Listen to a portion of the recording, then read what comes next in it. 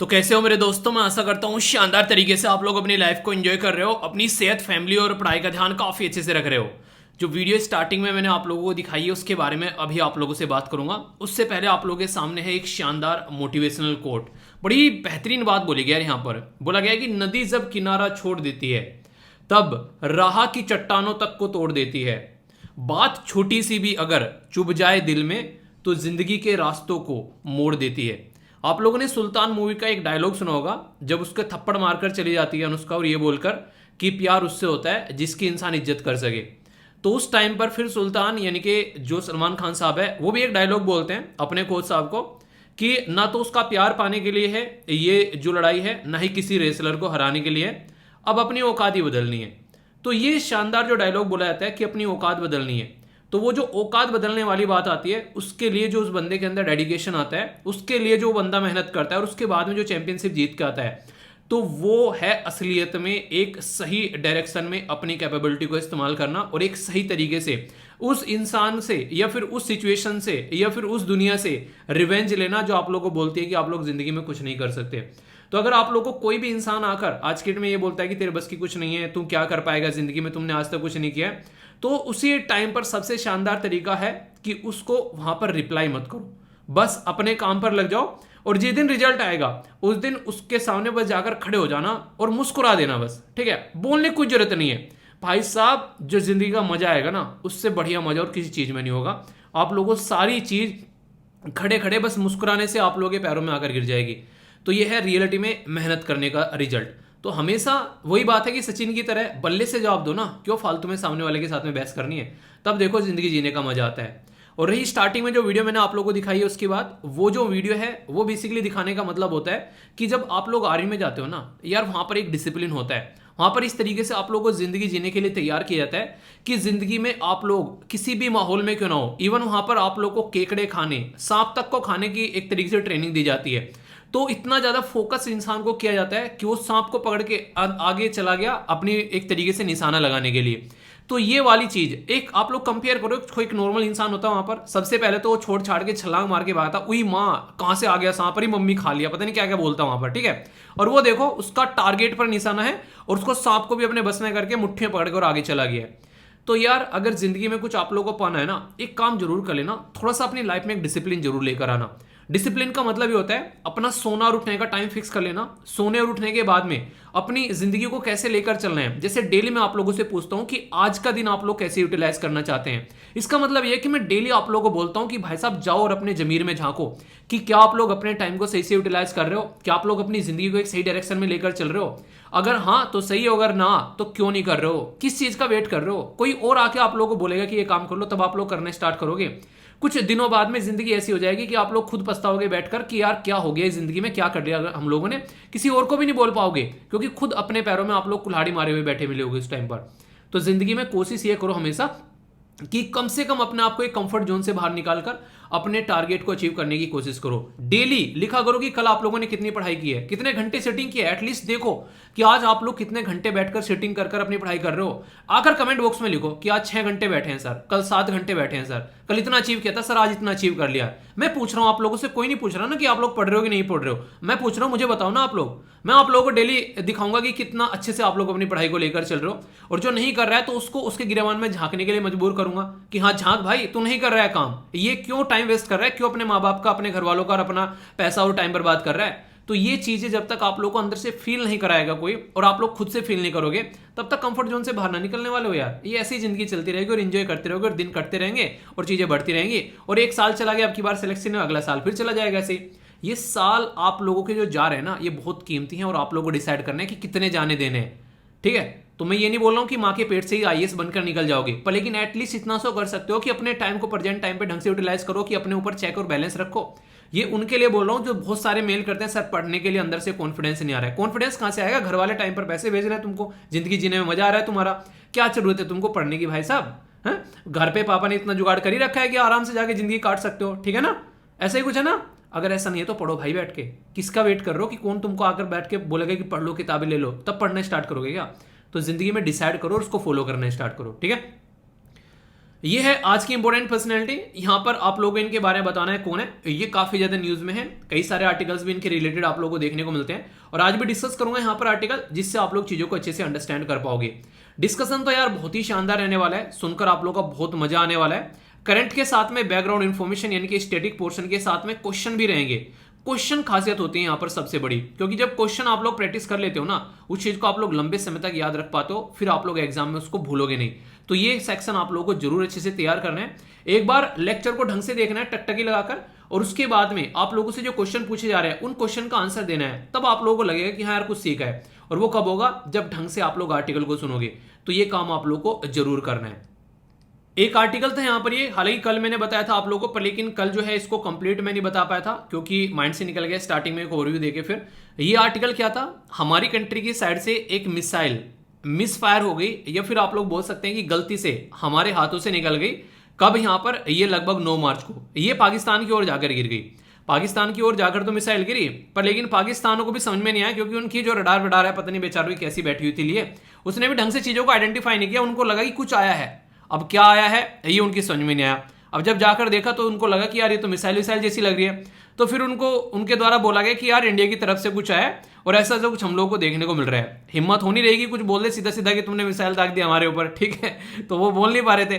तो फिर जब यहां पर पता चला तो इंडिया ने खुद ही एक्सेप्ट कर लिया कि हाँ भाई साहब, हमारी मिसाइल जो है तुम्हारी साइड गलती से चली गई है, ठीक है। हम उसको बेसिकली सेट करने की कोशिश कर रहे थे और वो छूट गई। यानी बचपन में पटाखे छूट जाता है, रॉकेट छूट जाता है, गलती से तिरछा विरछा चला जाता है इधर उधर, तो वैसे ही कुछ हुआ हमारे से।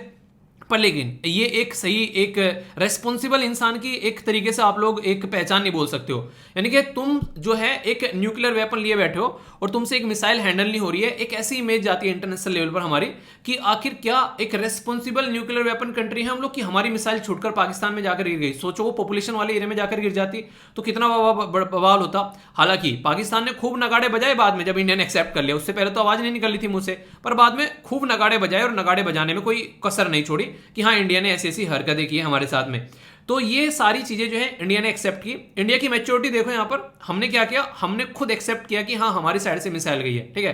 तो इस तरीके से। और दूसरी बात, जिनसे गलती हुई है अब उनको यहां पर एक सजा भी मिल रही है। यहां पर 3 जो इंडियन एयरफोर्स के ऑफिसर्स हैं यहां पर, उनको यहां पर सजा भी दी गई है, क्योंकि उनकी वजह से यहां पर ये केस निकल कर आया, क्योंकि उनके द्वारा जो एक स्टैंडर्ड जो प्रोसीजर होता है फॉलो करने का, वो नहीं फॉलो किया गया।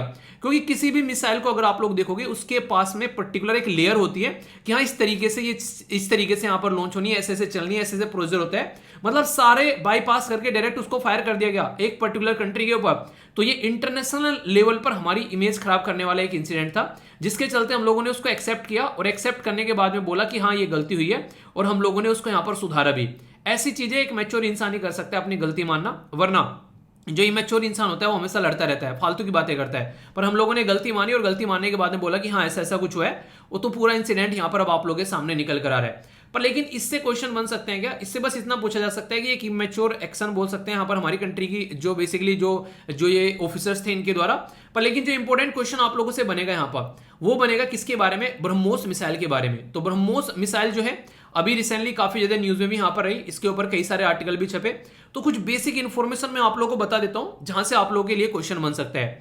सबसे पहले तो इंटरेस्टिंग क्वेश्चन ये बनता है कि ब्रह्मोस ये नाम कहां से निकल गया, ठीक है। तो ये नाम जो है 2 रिवर से निकल कर आया, दोनों बड़ी बेहतरीन रिवर है। एक है हमारे देश की ब्रह्मपुत्रा, और दूसरी है रसिया की जिसको बोलते हैं मॉस्को। इसके नाम से मिलकर यहां पर ये ब्रह्मोस निकला। पर लेकिन ब्रह्मोस तो 2 के नाम से मिल गया, हम लोगों ने बनाया किसने मिलकर यहां पर? ये तो हमारी कंट्री के डीआरडीओ है, और यहां पर जो रसिया की ये है एनपीओएम, इनके द्वारा मिलकर यहां पर ये मिसाइल बनाई जाती है। मिसाइल बड़ी ही शानदार है, 2 स्टेज की आप लोगों को देखने को मिलती है। इसका फर्स्ट स्टेज जो है सॉलिड, और इसी के साथ में सेकंड स्टेज जो है वो लिक्विड आप लोगों को देखने को मिलेगा। और यहां पर ये जो मिसाइल है यहां पर आप लोगों को नजर आएगी एयर टू सरफेस मिसाइल, जो कि यहां पर लगभग 300 किलोमीटर की रेंज तक ये मार कर सकती है। अभी इंटरेस्टिंग चीज यहां पर ये एक पर्टिकुलर ग्रुप जिसके ऊपर आप लोगों से ऑलरेडी एग्जाम में क्वेश्चन पूछा जा चुका है, ये है MTCR, जिसको बोलते हैं missile technology control regime. India जो है वो इसका पार्ट है, और जब से इंडिया इसका पार्ट बना है तब से अब हम लोग अपनी 300 किलोमीटर की रेंज वाली मिसाइल को आगे 400 से 450 लगभग 600 किलोमीटर तक हम लोग इसकी रेंज बढ़ा सकते हैं। क्योंकि इसका मतलब ये होता है कि मिसाइल टेक्नोलॉजी कंट्रोल रिजीम का हम लोग पार्ट है, हम लोग एक रेस्पॉन्सिबल इंसान है, हम लोग जानते हैं इन चीजों को कैसे लेकर चलना है। ब्रह्मोस इतनी शानदार मिसाइल है, आप लोगों ने मूवी देखी होगी बॉर्डर मूवी, उसमें आप लोगों को हमेशा एक डायलॉग याद रहता होगा, खासकर मुझे तो पक्का आता है यार, कि हम ही हम हैं तो हम ही हम हैं तो क्या हम हैं, तुम ही तुम हो तो क्या तुम हो।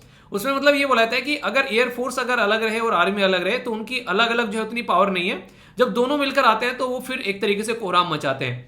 तो इसीलिए यहाँ पर वो डायलॉग जो बोला जाता है इसका मतलब ये था कि यहाँ पर इंडियन एयरफोर्स और जो आर्मी है दोनों मिलकर काम कर रही थी। आर्मी लड़ रही थी, फिर एयरफोर्स जो है मॉर्निंग में नाइट में हम लोग काम नहीं कर सकते थे।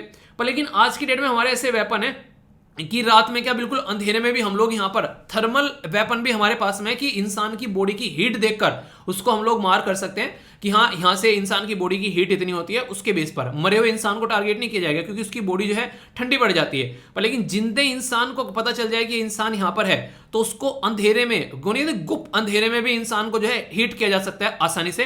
तो आज के डेट में ऐसे वेपन है। और यहाँ पर लैंड एयर सी हर जगह से हम लोग यहाँ पर एक्यूरेसी के साथ में डे और नाइट इसको किसी भी वेदर में इररेस्पेक्टिव वो बारिश पड़ रही है ओले पड़ रहे हैं, भाई साहब अगर किसी को मारना है टांगना है किसी को इस मिसाइल के ऊपर तो आसानी से टांग कर हम लोग उसका स्वाहा कर सकते हैं। तो ये आप लोगों को देखने को मिलेगा।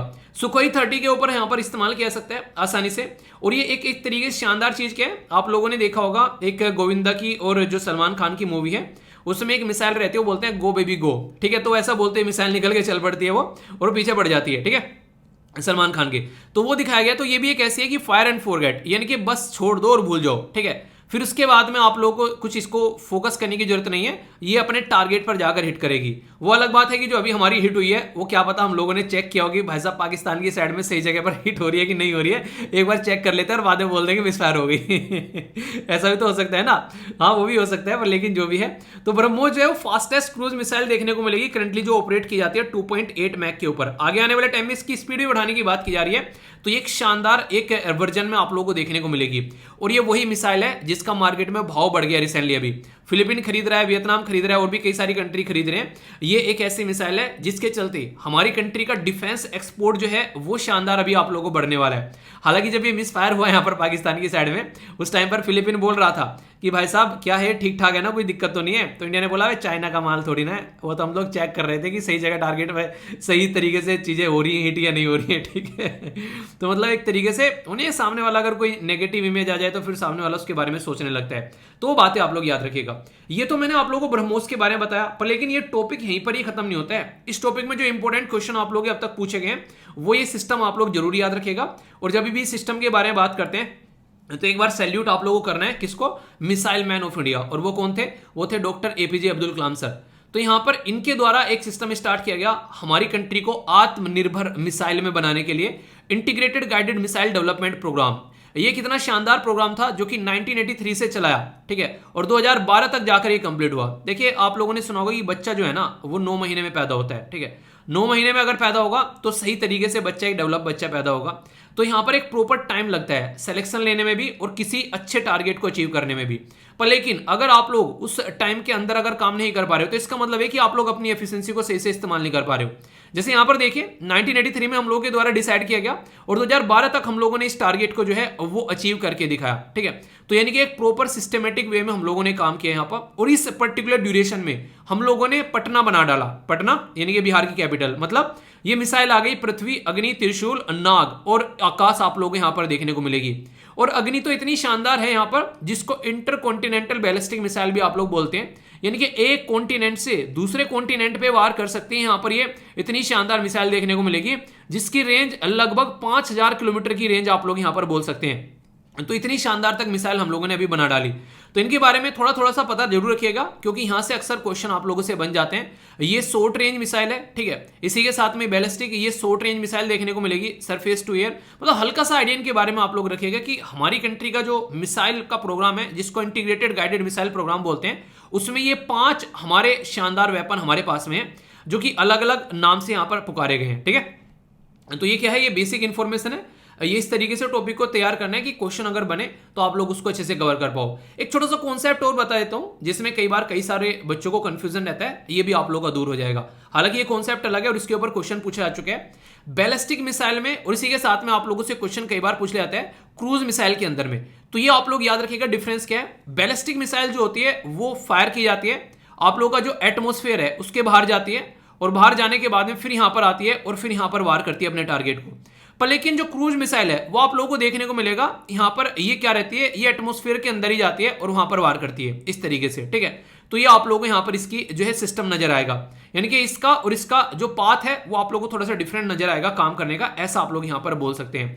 तो इसमें दोनों में डिफरेंस, ये मेन एक डिफरेंस है जो कि आप लोग समझ कर रख सकते हैं, और क्वेश्चन पूछ ले तो कंफ्यूजन आप लोगों को नहीं होना चाहिए, और ऑलरेडी क्वेश्चन यहां से पूछे जा चुके हैं। तो जीएस पेपर 3 के अंदर इंटरनल सिक्योरिटी के पॉइंट ऑफ से भी आप लोग इसको कनेक्ट करके यहां पर देख सकते हैं कल को अगर आप लोगों से क्वेश्चन यहां पर बने, ठीक है। तो ये था पूरा टॉपिक। आई होप कि आप लोगों के माइंड में इसको लेकर अब कोई कंफ्यूजन नहीं होगा। फीडबैक जरूर देना, लाइक डिसलाइक कर बता सकते हो आप लोग, जैसे भी सुटेबल लगे। और जब मैं फीडबैक की आप लोगों से बात कर रहा हूं तो आप लोगों को एक इंटरेस्टिंग चीज बताता हूं मैं यहाँ पर। देखिए ये भी मेहनत की काम होती है। जैसे आज के एसएलवी कमांडो है, उनका नाम है मून, शानदार तरीके से उनके द्वारा यहाँ पर आंसर दिए गए सारे। और जब फीडबैक की बात आती है तो एक एक आर्टिकल के आगे इनके द्वारा फीडबैक दिए गए हैं, ठीक है। तो यार ये होता है एक अच्छे लेवल पर फीडबैक देना, ठीक है। तो आप लोगों को मैं बोलता हूँ बस फीडबैक दो जरा सा, आप लोग उसमें भी प्रॉपर वे में फीडबैक नहीं दे पाते हो। इन्होंने एक एक आर्टिकल के लिए फीडबैक दे रखा है। तो यार ये होता है, ऐसा होता है जैसे मतलब एक तरीके से ये होता है स्टूडेंट और आप लोग बोले कि एक टीचर के अंदर में जो एक तरीके से कनेक्टिविटी, ठीक है। इनको एक तरीके से इनको एफर्ट समझ में आ रहा है कि हाँ कितना हार्डवर्क किया जा रहा है काम को करने के लिए, तो उसको रेस्पेक्ट दी जा रही है, ठीक है। और आप लोगों से एक काम किया जाता है, मैंने कहा यार जो आप लोगों को ये देता हूँ सेंटेंस फॉर्मेशन के लिए एक जो वोकैबुलरी होती है आप लोग उनको फॉर्म कर दो, आप लोग वो भी नहीं करते हो। तो यार फिर अंदर से ना फीलिंग भी फिर उस तरीके की होने लगती है, ठीक है। मतलब एक तरीके से एक ऐसी चीज होती है जिसमें आप लोग कनेक्टिविटी बनानी पड़ेगी। और अगर मैं आप लोगों से क्वेश्चन पूछ रहा हूं आप लोग आंसर ही नहीं दे जा रहे हो, ठीक है, आप लोग एक तरीके से अपनी धुन में चल रहे हो, तो फिर वो थोड़ी ना कोई मजेदार या चीज है। मतलब मैं अपने लिए थोड़ी ना मैं पढ़ने में आ रहा हूँ, मुझे एग्जाम देना है, मैं आके बैठ के आप लोगों के साथ में माथा पच्चे कर रहा हूँ, आप लोगों के लिए है और आप लोग ही पढ़ नहीं रहे हो, रेस्पॉन्स नहीं कर रहे हो, तो फिर उस चीज का मतलब क्या रह गया, ठीक है। तो आप लोगों के लिए है यार, मेरे एग्जाम नहीं है, आप लोगों के एग्जाम है, तो आप लोगों को पार्टिसिपेट करना है, तो ये आप लोग जरूर ध्यान रखिए, ठीक है। तो इसमें अच्छे से आप लोगों को पार्टिसिपेट करना है, कोई भी चीज हो तो उसके बारे में बताना, उसको फिर जो है दूर किया जाएगा उसी तरीके से, ठीक है। एक और छोटा सा आर्टिकल पहले कवर कर लेता हूं, फिर लेंथी जो आर्टिकल है उनकी ओर चलेंगे हम लोग। और ये आर्टिकल मुझे पर्सनली काफी अच्छा लगा। ये आर्टिकल है दिल्ली गवर्नमेंट के बारे में, और यहां पर इनके द्वारा मिशन परिवर्तन जो है वो यहां पर स्टार्ट किया गया है अभी। मिशन परिवर्तन जो है काफी शानदार, एक आप लोग वास्तव में ही यहाँ परिवर्तन करने वाला मिशन है। मतलब क्या है इसका मतलब यहां पर यह कि जो मिशन परिवर्तन है सोसाइटी में परिवर्तन लेकर आएगा। क्योंकि अगर कोई महिला को आप लोग बोलो कि ये जो महिला है ये एक पर्टिकुलर, मतलब नहीं ऐसा कि नाई का काम कर रही है और वो लड़कों के बाल काट रही है, ठीक है, आप लोगों को सुनकर कैसा लगेगा। एक महिला जो है वो ऑटो चला रही है, ठीक है, एक महिला जो है गांव में ट्रैक्टर चला रही है, ठीक है, एक महिला जो है वो बस चला रही है। तो ये सारे ऐसे चीजें होती हैं जो हम लोग हमेशा जब सोचते हैं इसके बारे में तो हमको बस मेल इंसान नजर आता है कि यार एक कोई आदमी कर रहा होगा ये काम, पर लेकिन जब महिला काम करने लगे तो इसका मतलब है कि उसने एक स्टीरियोटाइप तोड़ दिया और वो इस तरीके से यहाँ पर काम कर रही है। और जब हम लोग महिला के बारे में बात करते हैं तो आप लोगों को ये देखने को मिलेगा उनका डेडिकेशन आप लोग देख सकते हैं यहाँ पर। जैसे कि आज के डेट में किसी महिला को अगर ड्यूटी पे जाना है, ठीक है, तो घर का पहले सुबह को काम करेगी आराम से, ठीक है, उसके बाद में फिर ड्यूटी पे जा रही है, फिर आकर भी काम कर रही है। तो ये एक तरीके से एक नॉर्मल लाइफ आप लोगों को देखने को मिलेगी आज के डेट में, जो एक वर्किंग वूमेन जो है वो फॉलो कर रही है यहाँ पर। तो एक पैटर्न देखने को मिलेगा आप लोगों को यहाँ पर। तो ये पैटर्न जो है कहीं ना कहीं आज के डेट में ऐसा है जिसके चलते यहाँ पर मतलब एक तरीके से देखिए सबसे पहली बात क्या है, जिस स्टीरियोटाइप थिंकिंग में आप लोग रह रहे हैं ना, अगर उसको तोड़ना है तो ये पैटर्न एक तरीके से रिक्वायरमेंट बन गया कि हाँ, वरना तो क्या होता है कि नहीं हो रहा तो ठीक है छोड़ के अपना घर बैठ जाओ, ठीक है। पर लेकिन अगर लग रहा है कि नहीं यार वो वाली जिंदगी भी जीनी है तो डबल एफर्ट डालना पड़ता है एज कम्पेयर टू अगर बॉय के साथ में आप लोग कंपेयर करते हैं। तो उसी के ध्यान रखते हैं यहाँ पर ये एक मिशन परिवर्तन स्कीम है यहाँ पर कि कम से कम एटलीस्ट अपॉर्चुनिटी तो दी जाए। तो मिशन परिवर्तन में अभी यहाँ पर जो गवर्नमेंट है, खासकर अगर बात करें दिल्ली के अंदर में, तो अभी यहाँ पर 9 वुमेन तो हरियाणा से और इसी के साथ में राजस्थान और दिल्ली से भी इनके द्वारा जो बस में यहाँ पर डीटीसी की जो बस है, ठीक है, दिल्ली ट्रांसपोर्ट जो कॉर्पोरेशन की बस है, उसके अंदर यहाँ पर महिला जो है वो पार्टिसिपेट कर रही है। और सीमा जिनकी एज जो है वो 35 ईयर है, वो फर्स्ट फीमेल बस ड्राइवर बनी यहाँ पर जो दिल्ली ट्रांसपोर्ट जो कॉर्पोरेशन के अंदर में। तो ये एक तरीके से काफी बड़ा अचीवमेंट बोल सकते हैं। तो मिशन परिवर्तन क्या है, अगर वुमेन इंपावरमेंट के बारे में कुछ लिखने के लिए आ जाए तो वहां पर आप लोग इसका इस्तेमाल जरूर करिएगा, क्योंकि आप लोगों के माइंड में इसको लेकर क्लैरिटी होनी चाहिए। ऐसे क्वेश्चन कई बार आप लोगों से पूछ लिए भी जाते हैं एग्जाम में, ठीक है। तो एक बेसिक चीज थी जिसके बारे में आप लोगों को थोड़ा सा कम से कम एटलीस्ट जो है वो माइंड में आप लोग बातें क्लियर रखिएगा। ओके, शानदार इंपॉर्टेंट टॉपिक है यहाँ पर, ये ऑल इंडिया रेडियो के द्वारा भी यहाँ पर कवर किया गया था और इसी के साथ में हर एक न्यूज़पेपर ने यहाँ पर कवर किया गया, क्योंकि जब भी कोई ऐसी न्यूज़ होती है वो सारे न्यूज़पेपर कवर करते हैं। गवर्नमेंट के द्वारा जीआई टैग दिया गया यहाँ पर बेसिकली मैथिला मखाने को। मखाने आप लोगों ने सुना होगा, मखाने खासकर जब आप लोगों ने देखा होगा मखाने खासकर लड्डू वगैरह में भी डाले जाते हैं, ठीक है, बेसन के लड्डू जो बनाए जाते हैं। इसी के साथ में जो एक तरीके से मतलब कई सारी जगह आप लोग इनको देख सकते हैं। पर लेकिन सबसे इंपॉर्टेंट क्या है, अगर आप लोगों में बताऊं जिनका इस्तेमाल आप लोग कर सकते हैं, नॉर्मली अगर जो कच्ची मूंगफली की गिरी होती है ना, उनको आप लोग भून कर रख लो, ठीक है। और उसी के साथ में आप लोग मखानों को रखो, मखानों को भी भून कर रख लो। और ये एक तरीके से आप लोग का ड्राई फ्रूट का काम करेगा, ठीक है। ड्राई फ्रूट जो होता है, ये आप लोग कभी भूख लगती है तो लगभग 4-5 मखाने और इसी के साथ में 10-15 जो है वो मूंगफली की गिरी आप लोग अगर वो खा लेते हो तो आप लोगों की काफी हद तक जो भूख है वो मिट जाती है। और ये काफी अच्छा एक सोर्स होता है यहाँ पर, जिसके अंदर आप लोग प्रोटीन और फाइबर वगैरह भी देखने को मिलेंगे। और इसी के साथ में यहाँ पर ये खासकर उन लोगों के लिए काफी इंपॉर्टेंट है जिनका वेट बढ़ रहा होता है, वेट लॉस में काफी बड़ा रोल प्ले करता है मखाना, ठीक है। भूख नहीं लगने देता है जल्दी से, ये काफी इंपॉर्टेंट सोर्स आप लोग यहाँ पर बोल सकते हो, ठीक है। मैं डाइटिशियन नहीं हूँ कुछ यार, ठीक है। जितनी पता होती है 2-4 बातें वो आप लोगों से कर लेता हूँ। इनको एग्जैक्टली ऐसे नहीं कि किसी डॉक्टर ने बता दिया आप लोगों को, ठीक है। ये सारी देसी चीजें होती हैं जो मैंने सुनी है बाबा दादी नाना नानी से, वो सारी चीजें वो आप लोगों के सामने यहाँ पर बेसिकली बताने की कोशिश करता हूँ। और जिनको काफी हद तक मैं अपनी जिंदगी में इस्तेमाल कर चुका होता हूँ तो बताता हूँ। क्योंकि एक बच्चा पूछ रहा था कि सर आप डॉक्टर हो गया, मैंने एक बार बताई थी चीजें कुछ ऐसी पानी वानी को लेकर, कुछ और दो चार चीजें कह रहे हैं सर आपने डॉक्टरी की वो नहीं कहते एक तरीके से डाइटिशियन वगैरह कुछ कोर्स कर रखा है क्या? नहीं भाई साहब, टीचर हूँ बस, अभी फिलहाल यही है जिंदगी में। हाँ कभी आगे मौका मिलेगा तो जरूर करेंगे, ठीक है। अभी फिलहाल के लिए यही है। पर लेकिन हाँ वही है कि जो खुद पे इस्तेमाल करता हूँ वो नहीं कि पहले इस्तेमाल करे फिर विश्वास करे, तो वही चीजें आप लोगों को बताता हूँ। तो ये लाइफ का आप लोग पार्ट बना सकते हैं, मखाने काफी इंपॉर्टेंट होता है। कैल्शियम का भी एक अच्छा खासा सोर्स आप लोग बोल सकते हैं। जीआई टैग का नाम आप लोगों ने कई बार सुना होगा। इसको बोलते हैं ज्योग्राफिकल इंडिकेशन इंग्लिश में और भौगोलिक संकेतक हिंदी में। तो अगर कोई भी नाम लिखा मिले तो इसके बारे में आप लोग याद रखिएगा। और जीआई टैग देने का मतलब क्या है यहाँ पर? जीआई टैग देने का बिल्कुल मतलब यहाँ पर यह है कि इसकी पहचान कर लेना कि ये इंसान कौन है, यानी कि ये इंसान ओरिजिनल है या फिर ये इंसान जो है ये डुप्लीकेट है। आप लोगों ने रिबोक और रिबुक के बारे में सुना होगा, तो ऐसी चीजें आप लोगों को मार्केट में काफी लार्ज स्केल पर देखने को मिलती हैं। तो अगर पता रहे कि हाँ ये मार्केट में कि कोई डुप्लीकेशन न हो किसी पर्टिकुलर प्रोडक्ट का और यहाँ पर उसकी काफी इंपॉर्टेंट है उस पर्टिकुलर एरिया में, तो इंपॉर्टेंस को बनाए रखने के लिए जीआई टैग का दर्जा दिया जाता है। तो ये काफी इंपॉर्टेंट है, जो कि यहाँ पर खासकर दर्जा देने का मतलब ये होता है कि उस पर्टिकुलर प्रोडक्ट को इंटरनेशनल लेवल पर अब रिकॉग्नाइज किया जाएगा कि हाँ भाई साहब ये प्रोडक्ट है उस एरिया में फेमस है। कई बार आप लोगों ने देखा होगा कि किसी पर्टिकुलर एरिया में उस नाम से चीजें फेमस हो जाती है। जैसे हमारे देश में सबसे इंपॉर्टेंट सबसे पहला जीआई टैग कौन सा था, याद है आप लोगों को? वो है क्या, याद रखिएगा, वो है दार्जिलिंग की टी। ये दार्जिलिंग की टी, दार्जिलिंग को किसी के वाक्य हुई ये न जानता हो दार्जिलिंग कहाँ पे, अच्छा बताओ दार्जिलिंग कहाँ पे, ठीक है।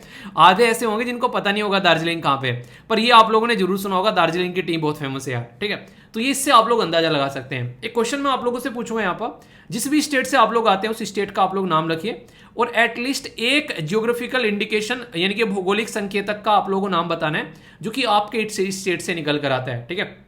बताइए, देखता हूं कम से कम एटलीस्ट 1 तो यार आप लोगों को पता होना चाहिए, ठीक है। तो ये आप लोगों को जरूर बताना है। तो जीआई टैग का बेसिक पर्पज क्या होता है मैं आप लोगों को पूरा डिटेल में बता देता हूं, ताकि आप लोगों के माइंड में कोई कंफ्यूजन ही न रहे कि ये होता क्या है और निकल कर कहां से आया था।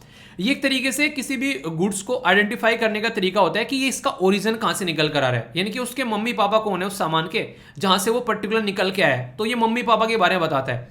तो एक तरीके से डिफाइन करता है एक ज्योग्राफिकल टेरिटरी की यहां से निकल कर आता है भाई साहब ये पर्टिकुलर प्रोडक्ट, और इसको यहां पर एक पर्टिकुलर एक्ट के थ्रू हम लोग बताते हैं कि एक कानून भी होना चाहिए ना कि किसके थ्रू हम लोग बता रहे हैं कि अच्छा यहाँ का ये एरिया है। तो ये है geographical indication of goods registration and protection act 1999 का एक कानून लाया था, जिसके बेस पर हम लोगों ने ये हिसाब करना स्टार्ट किया कि भाई साहब अगर कोई प्रोडक्ट ऐसा है तो उसको रजिस्टर करेंगे, उसको और बेटर प्रोटेक्शन प्रोवाइड कराएंगे, यानी कि उसको और अच्छे से हम लोग रखेंगे ताकि आने वाले टाइम में उसका कोई डुप्लीकेशन न कर सके, उसके नाम पर कोई और प्रोडक्ट बेचना स्टार्ट न कर दे। मतलब क्या, मतलब ऐसे कि जैसे कि नॉर्मली आप लोगों के सामने मैं लेक्चर लेकर आता हूं, ठीक है। अब लेक्चर में लेकर आ रहा हूं तो मेरी ही मिलती जुलती आवाज में कोई और लेक्चर बनाना स्टार्ट कर दे और बोलने लगे कि मैं वीर हूं, ठीक है। और पता चला कुछ दिन तक तो उसने ठीक पढ़ाया, उसके बाद में गाली गलोच कर रहा है, उल्टी सीधी बातें कर रहा है आप लोगों से, तो आप लोगों को लगेगा यार ये तो क्या दिमाग खराब हो गया, मतलब दारू वारू पी के आने लगेंगे पढ़ाने। तो आप लोग ये थोड़ा ना सोचोगे कि वो इंसान है, आप लोग तो ये सोचोगे कि अच्छा ये तो वो वाले इंसान है जो पढ़ाते हैं, ठीक है।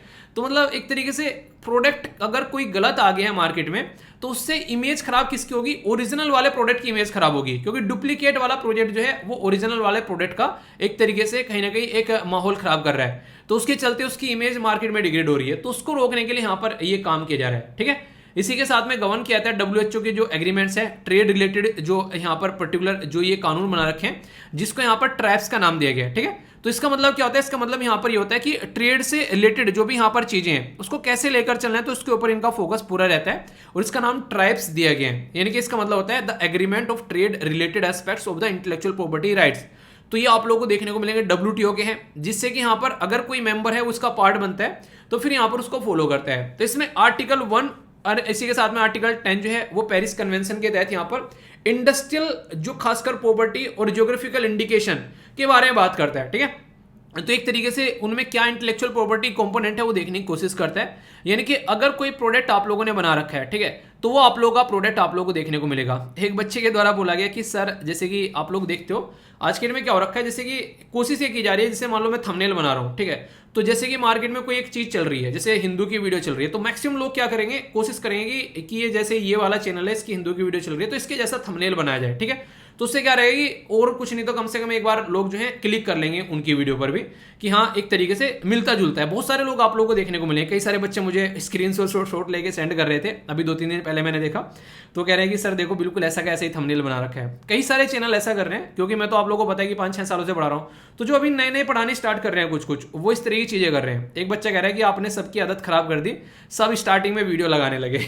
ठीक है, तो यार देखो ये ना क्या होता है, ये होता है बेसिकली एक पैटर्न होता है मार्केट में। ठीक है, क्या करते हैं, ये देखते हैं कि कौन जो है ठीक काम कर रहा है, और जो ठीक काम कर रहा है वो कोई इनोवेटिंग कुछ चीजें करके लेके आता है, सामने वाले क्या करते हैं, उठा के चिपका देते हैं उसको। ये हर जगह देखने को मिलेगा, फोन आ रहे हैं मार्केट में, उसमें भी आप लोगों को सेम चीजें देखने को मिलती हैं।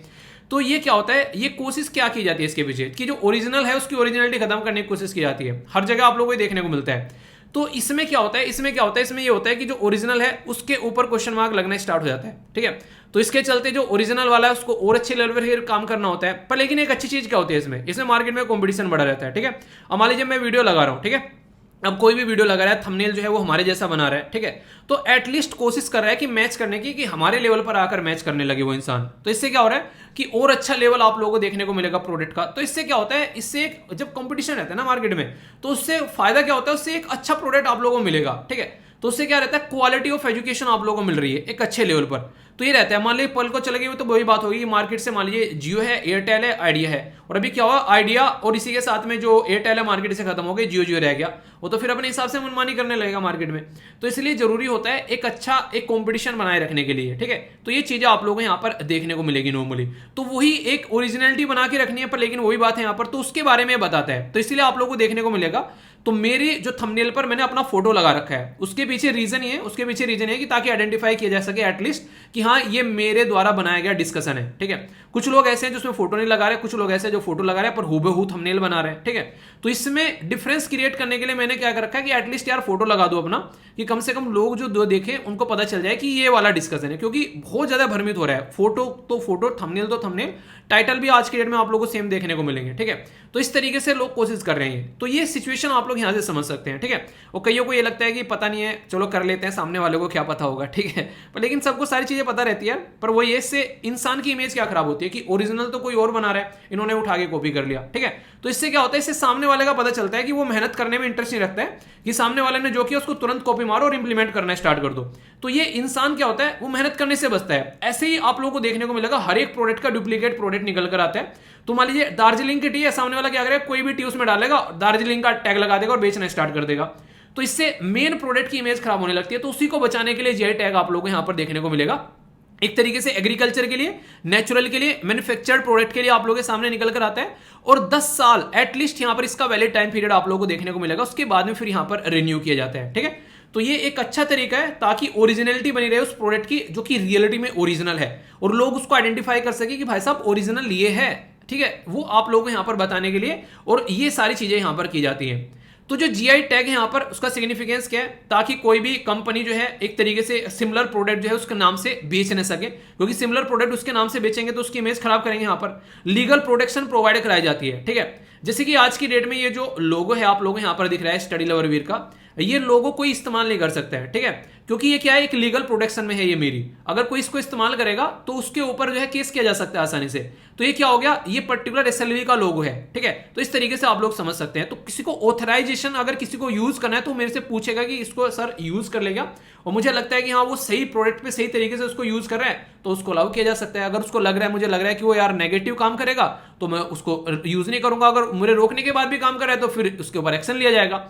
तो इस तरीके से आप लोग समझ सकते हैं। तो एक तरीके से अनऑथराइज्ड यूज अगर जो होता है उसको रोकने की कोशिश की जाती है। और इससे क्या होता है, हेल्प मिलती है एक्सपोर्ट करने में, उस प्रोडक्ट को अच्छे लेवल पर उसका एक तरीके से प्रचार होता है, और इसी के साथ में कस्टमर को भी यार सेटिस्फेक्शन मिलता है कि उसको ओरिजिनल प्रोडक्ट मिल रहा है। पता चला उसको रिबॉक के नाम पर रिबॉक चिपकाया जा रहा है, तो वो सारी चीजें यहां पर देखने वाली चीजें होती हैं। तो इसलिए जरूरी है कि ओरिजिनल प्रोडक्ट की ओरिजिनलिटी बनाए रखने के लिए ये सारे तामझाम जोड़े जाते हैं, क्योंकि ये चीजें अब से नहीं है, पुराने टाइम से होती आ रही है। आप लोगों को देखने को मिलेगा जो भी एक मार्केट में कोई काम करता है उसकी कॉपीज निकलना स्टार्ट हो जाती है तुरंत, तो उसको रोकने के लिए यहां पर ये सारे काम किए जाते हैं, जो कि जरूरी भी है मार्केट में सही डायरेक्शन में चीजों को अच्छे लेवल पर ले जाने के लिए। आज के में आप लोगों को देखने को मिलेगा आईफोन मार्केट में आता है, मैक्सिमम जो फोन कंपनी है वो अपना फोन जो है आईफोन की तर्ज में बनाने की कोशिश कर रहे हैं, ठीक है। पर लेकिन सबको पता है, लोग एक बार को देखकर हंस भी देते हैं कई बार तो, और आईफोन नहीं मिला तो ये मतलब उसका जैसे ही सही उन्हीं का एक तरीके से आप लोगों ने देखी होगी मूवी नहीं थी क्या मूवी, ये जो बेसिकली क्या नाम था, ये मूवी का नाम याद नहीं आ रहा है एग्जैक्टली मुझे, तनुवेट्स मनु ही था ना सर,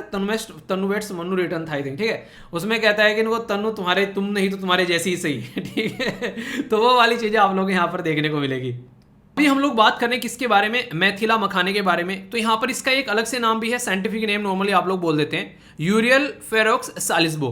तो ये आप लोगों का साइंटिफिक नेम यहाँ पर इसको देखने को मिलेगा, और यहाँ पर ये नेपाल और बिहार के अंदर इसकी काफी इंपॉर्टेंस आप लोगों को नजर आएगी। और वन ऑफ द जो 3 प्रेस्टीज जो कल्चर आइडेंटिटी है, ठीक है, तो उनके अंदर में पान, मखाना और इसी के साथ में मिर्च यानी कि मछली, उसमें से एक मखाना आप लोगों को यहाँ पर नजर आएगा, ठीक है। तो इसके नाम के फेस्टिवल्स भी आप लोगों को यहाँ पर देखने को मिलते हैं। कई जगह आप लोगों ने देखा होगा न्यूली मैरिड जो कपल होते हैं, ठीक है, तो बहुत फेमस है उनके अंदर भी यहाँ पर जो एक तरीके से जो यूज किया जाता है यहाँ पर, जिसका नाम है यहाँ पर कोजगारा, ठीक है। तो यहाँ पर आप लोगों को देखने को मिलेगा फेस्टिवल ऑफ मैथिली ब्राह्मण्स, तो सेलिब्रेट करते हैं न्यूली मैरिड कपल।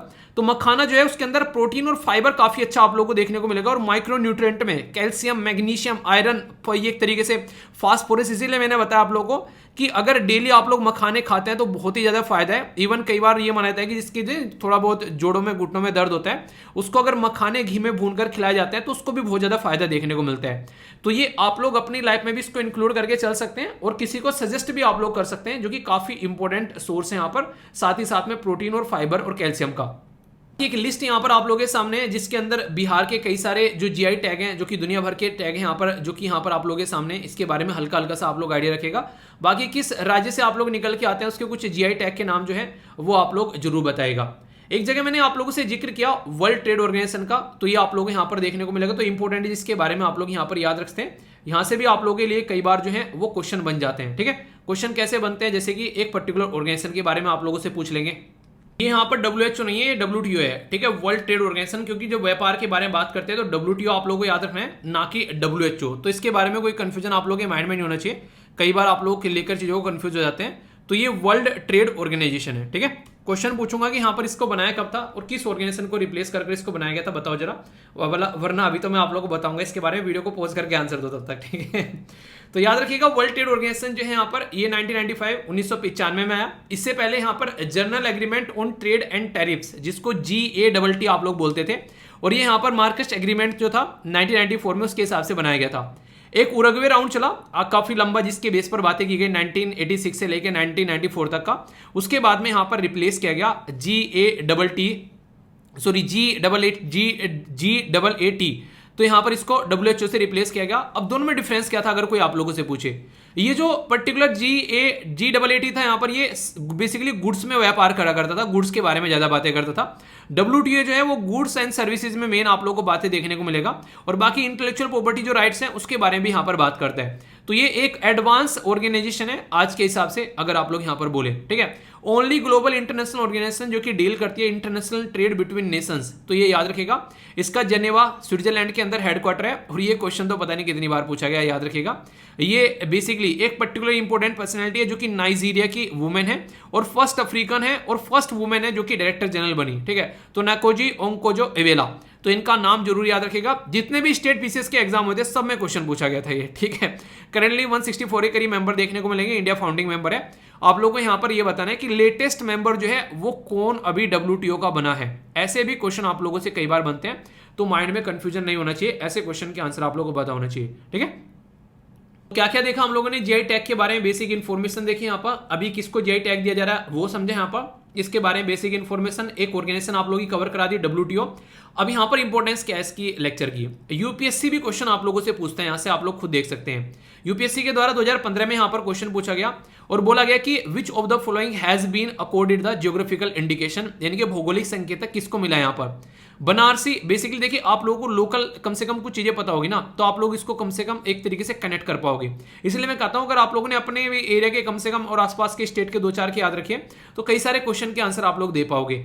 यहाँ पर बात की जा रही है, पहले बोला गया बनारस के जो यहाँ पर ब्रोकेट्स और इसी के साथ में जो साड़ीज है, जैसे बनारसी साड़ी का नाम सुना है, उसके बारे में बात की जा रही है। राजस्थानी दाल बाटी चूरमा, ठीक है, इसी के साथ में यहाँ पर तिरुपति लड्डू, तो किस किस को यहाँ पर मिला हुआ है, तो ये आप लोग याद रखिएगा। अभी यहाँ पर ये तो बनारसी वालों को तो मिला ही यहाँ पर ये, ठीक है, और इसी के साथ में यहाँ पर तिरुपति के लड्डू जो है उनको भी यहाँ पर अभी रिसेंटली ये पर्टिकुलर दर्जा दिया गया था, जो कि काफी इंपॉर्टेंट क्वेश्चन आप लोगों से पूछा गया यूपीएससी के द्वारा डायरेक्ट। तो आंसर क्या हो गया, आंसर सी हो गया, ये सेकंड वाला नहीं है, ठीक है। तो सॉरी टू यहाँ पर राजस्थानी वालों, ठीक है, तो ये यहाँ पर आंसर नहीं था। तो इस तरीके से क्वेश्चन बन सकता है। आसान सा बड़ा ही क्वेश्चन पूछ लिया 2018 में, इसका तो आंसर आप लोग आंख बंद करके दे दोगे। बोला गया कि इंडिया ने इनेक्ट किया geographical indication goods registration and the जो प्रोडक्शन एक्ट 1999, ठीक है। तो यहाँ पर बेसिकली किसको ऑर्डर को कंप्लाई किया गया, यहाँ पर आईएलओ को, आईएमएफ को, इसी के साथ में यूएनसीटीएडी को या फिर डब्ल्यूटीओ को। तो सीधी सीधी बात है यार, वर्ल्ड ट्रेड ऑर्गेनाइजेशन के हिसाब से काम चलता है ताकि व्यापार जो है आसानी से हो सके। तो इतने आसान भी क्वेश्चन आप लोगों से यहाँ पर पूछे जा रहे हैं। अभी रिसेंटली लोगो वगैरह बनाए गए, इसका नाम याद रखिएगा, अतुल्य भारत की अमूल्य निधि, ठीक है। इसी के साथ में invaluable treasure of incredible India, ये जीआई टैग लोगो है और ये स्लोगन है इसके नीचे। तो यहां से भी कोई पूछे तो कंफ्यूजन आप लोगों को नहीं होना है, ठीक है। एक क्वेश्चन बड़ा ही इंटरेस्टिंग है जो आप लोगों के लिए बनाया गया है। यहाँ पर बोला गया है कि जो यहाँ पर जो मिथिला मखाने हैं उसके अंदर फाइबर, आयरन, फास्फोरस और कैल्शियम देखने को मिलते हैं। तो सही आंसर यहाँ पर क्या है, करेक्ट आप लोगों को यहाँ पर बताना है कि करेक्ट आंसर यहाँ पर क्या होगा, ए, बी, सी या फिर डी। ढंग से अगर देखोगे ये सारी चीजें मैंने बताई तो वीडियो को पॉज करके क्वेश्चन का आंसर, तो यहाँ पर प्रोटीन भी है, फाइबर भी है, ठीक है। इसी के साथ में आप लोगों को यहाँ पर कैल्शियम भी, मैग्नीशियम भी, आयरन भी और फॉस्फोरस भी। लेकिन क्वेश्चन में कंफ्यूज मत हो जाना, यहाँ पर माइक्रो न्यूट्रिएंट्स पूछा गया है। अब माइक्रो न्यूट्रिएंट्स क्या होते हैं वो आप लोगों को पता होना चाहिए, वरना ऐसा क्वेश्चन को आप लोग एग्जाम में गलत कर बैठोगे। क्योंकि फाइबर यहाँ पर माइक्रो न्यूट्रिएंट्स नहीं है, आयरन, फास्फोरस और कैल्शियम माइक्रो न्यूट्रिएंट्स है। पता है सारी चीजें आप लोगों को, पर फिर भी क्वेश्चन गलत हो गया एग्जाम में।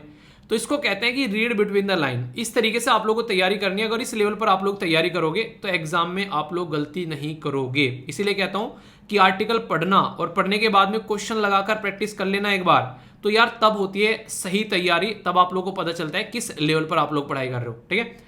तो इसलिए आप लोगों के लिए कई सारे क्वेश्चंस रहते हैं आर्टिकल के एंड में, तो इसलिए आप लोग इसको अच्छे से एंजॉय कर सकते हो। अब मुझे नहीं लगता कि आप लोग यहाँ से कोई क्वेश्चन छोड़ोगे, ठीक है। तो फीडबैक जरूर देना ताकि अगर कुछ भी हो तो आप लोग अच्छे से उसको अटेम्प्ट कर सको और मुझे पता चलता रहे और यूट्यूब को भी पता चलता रहे कि इस वीडियो के अंदर कुछ भी इनएप्रोप्रिएट नहीं है, ठीक है।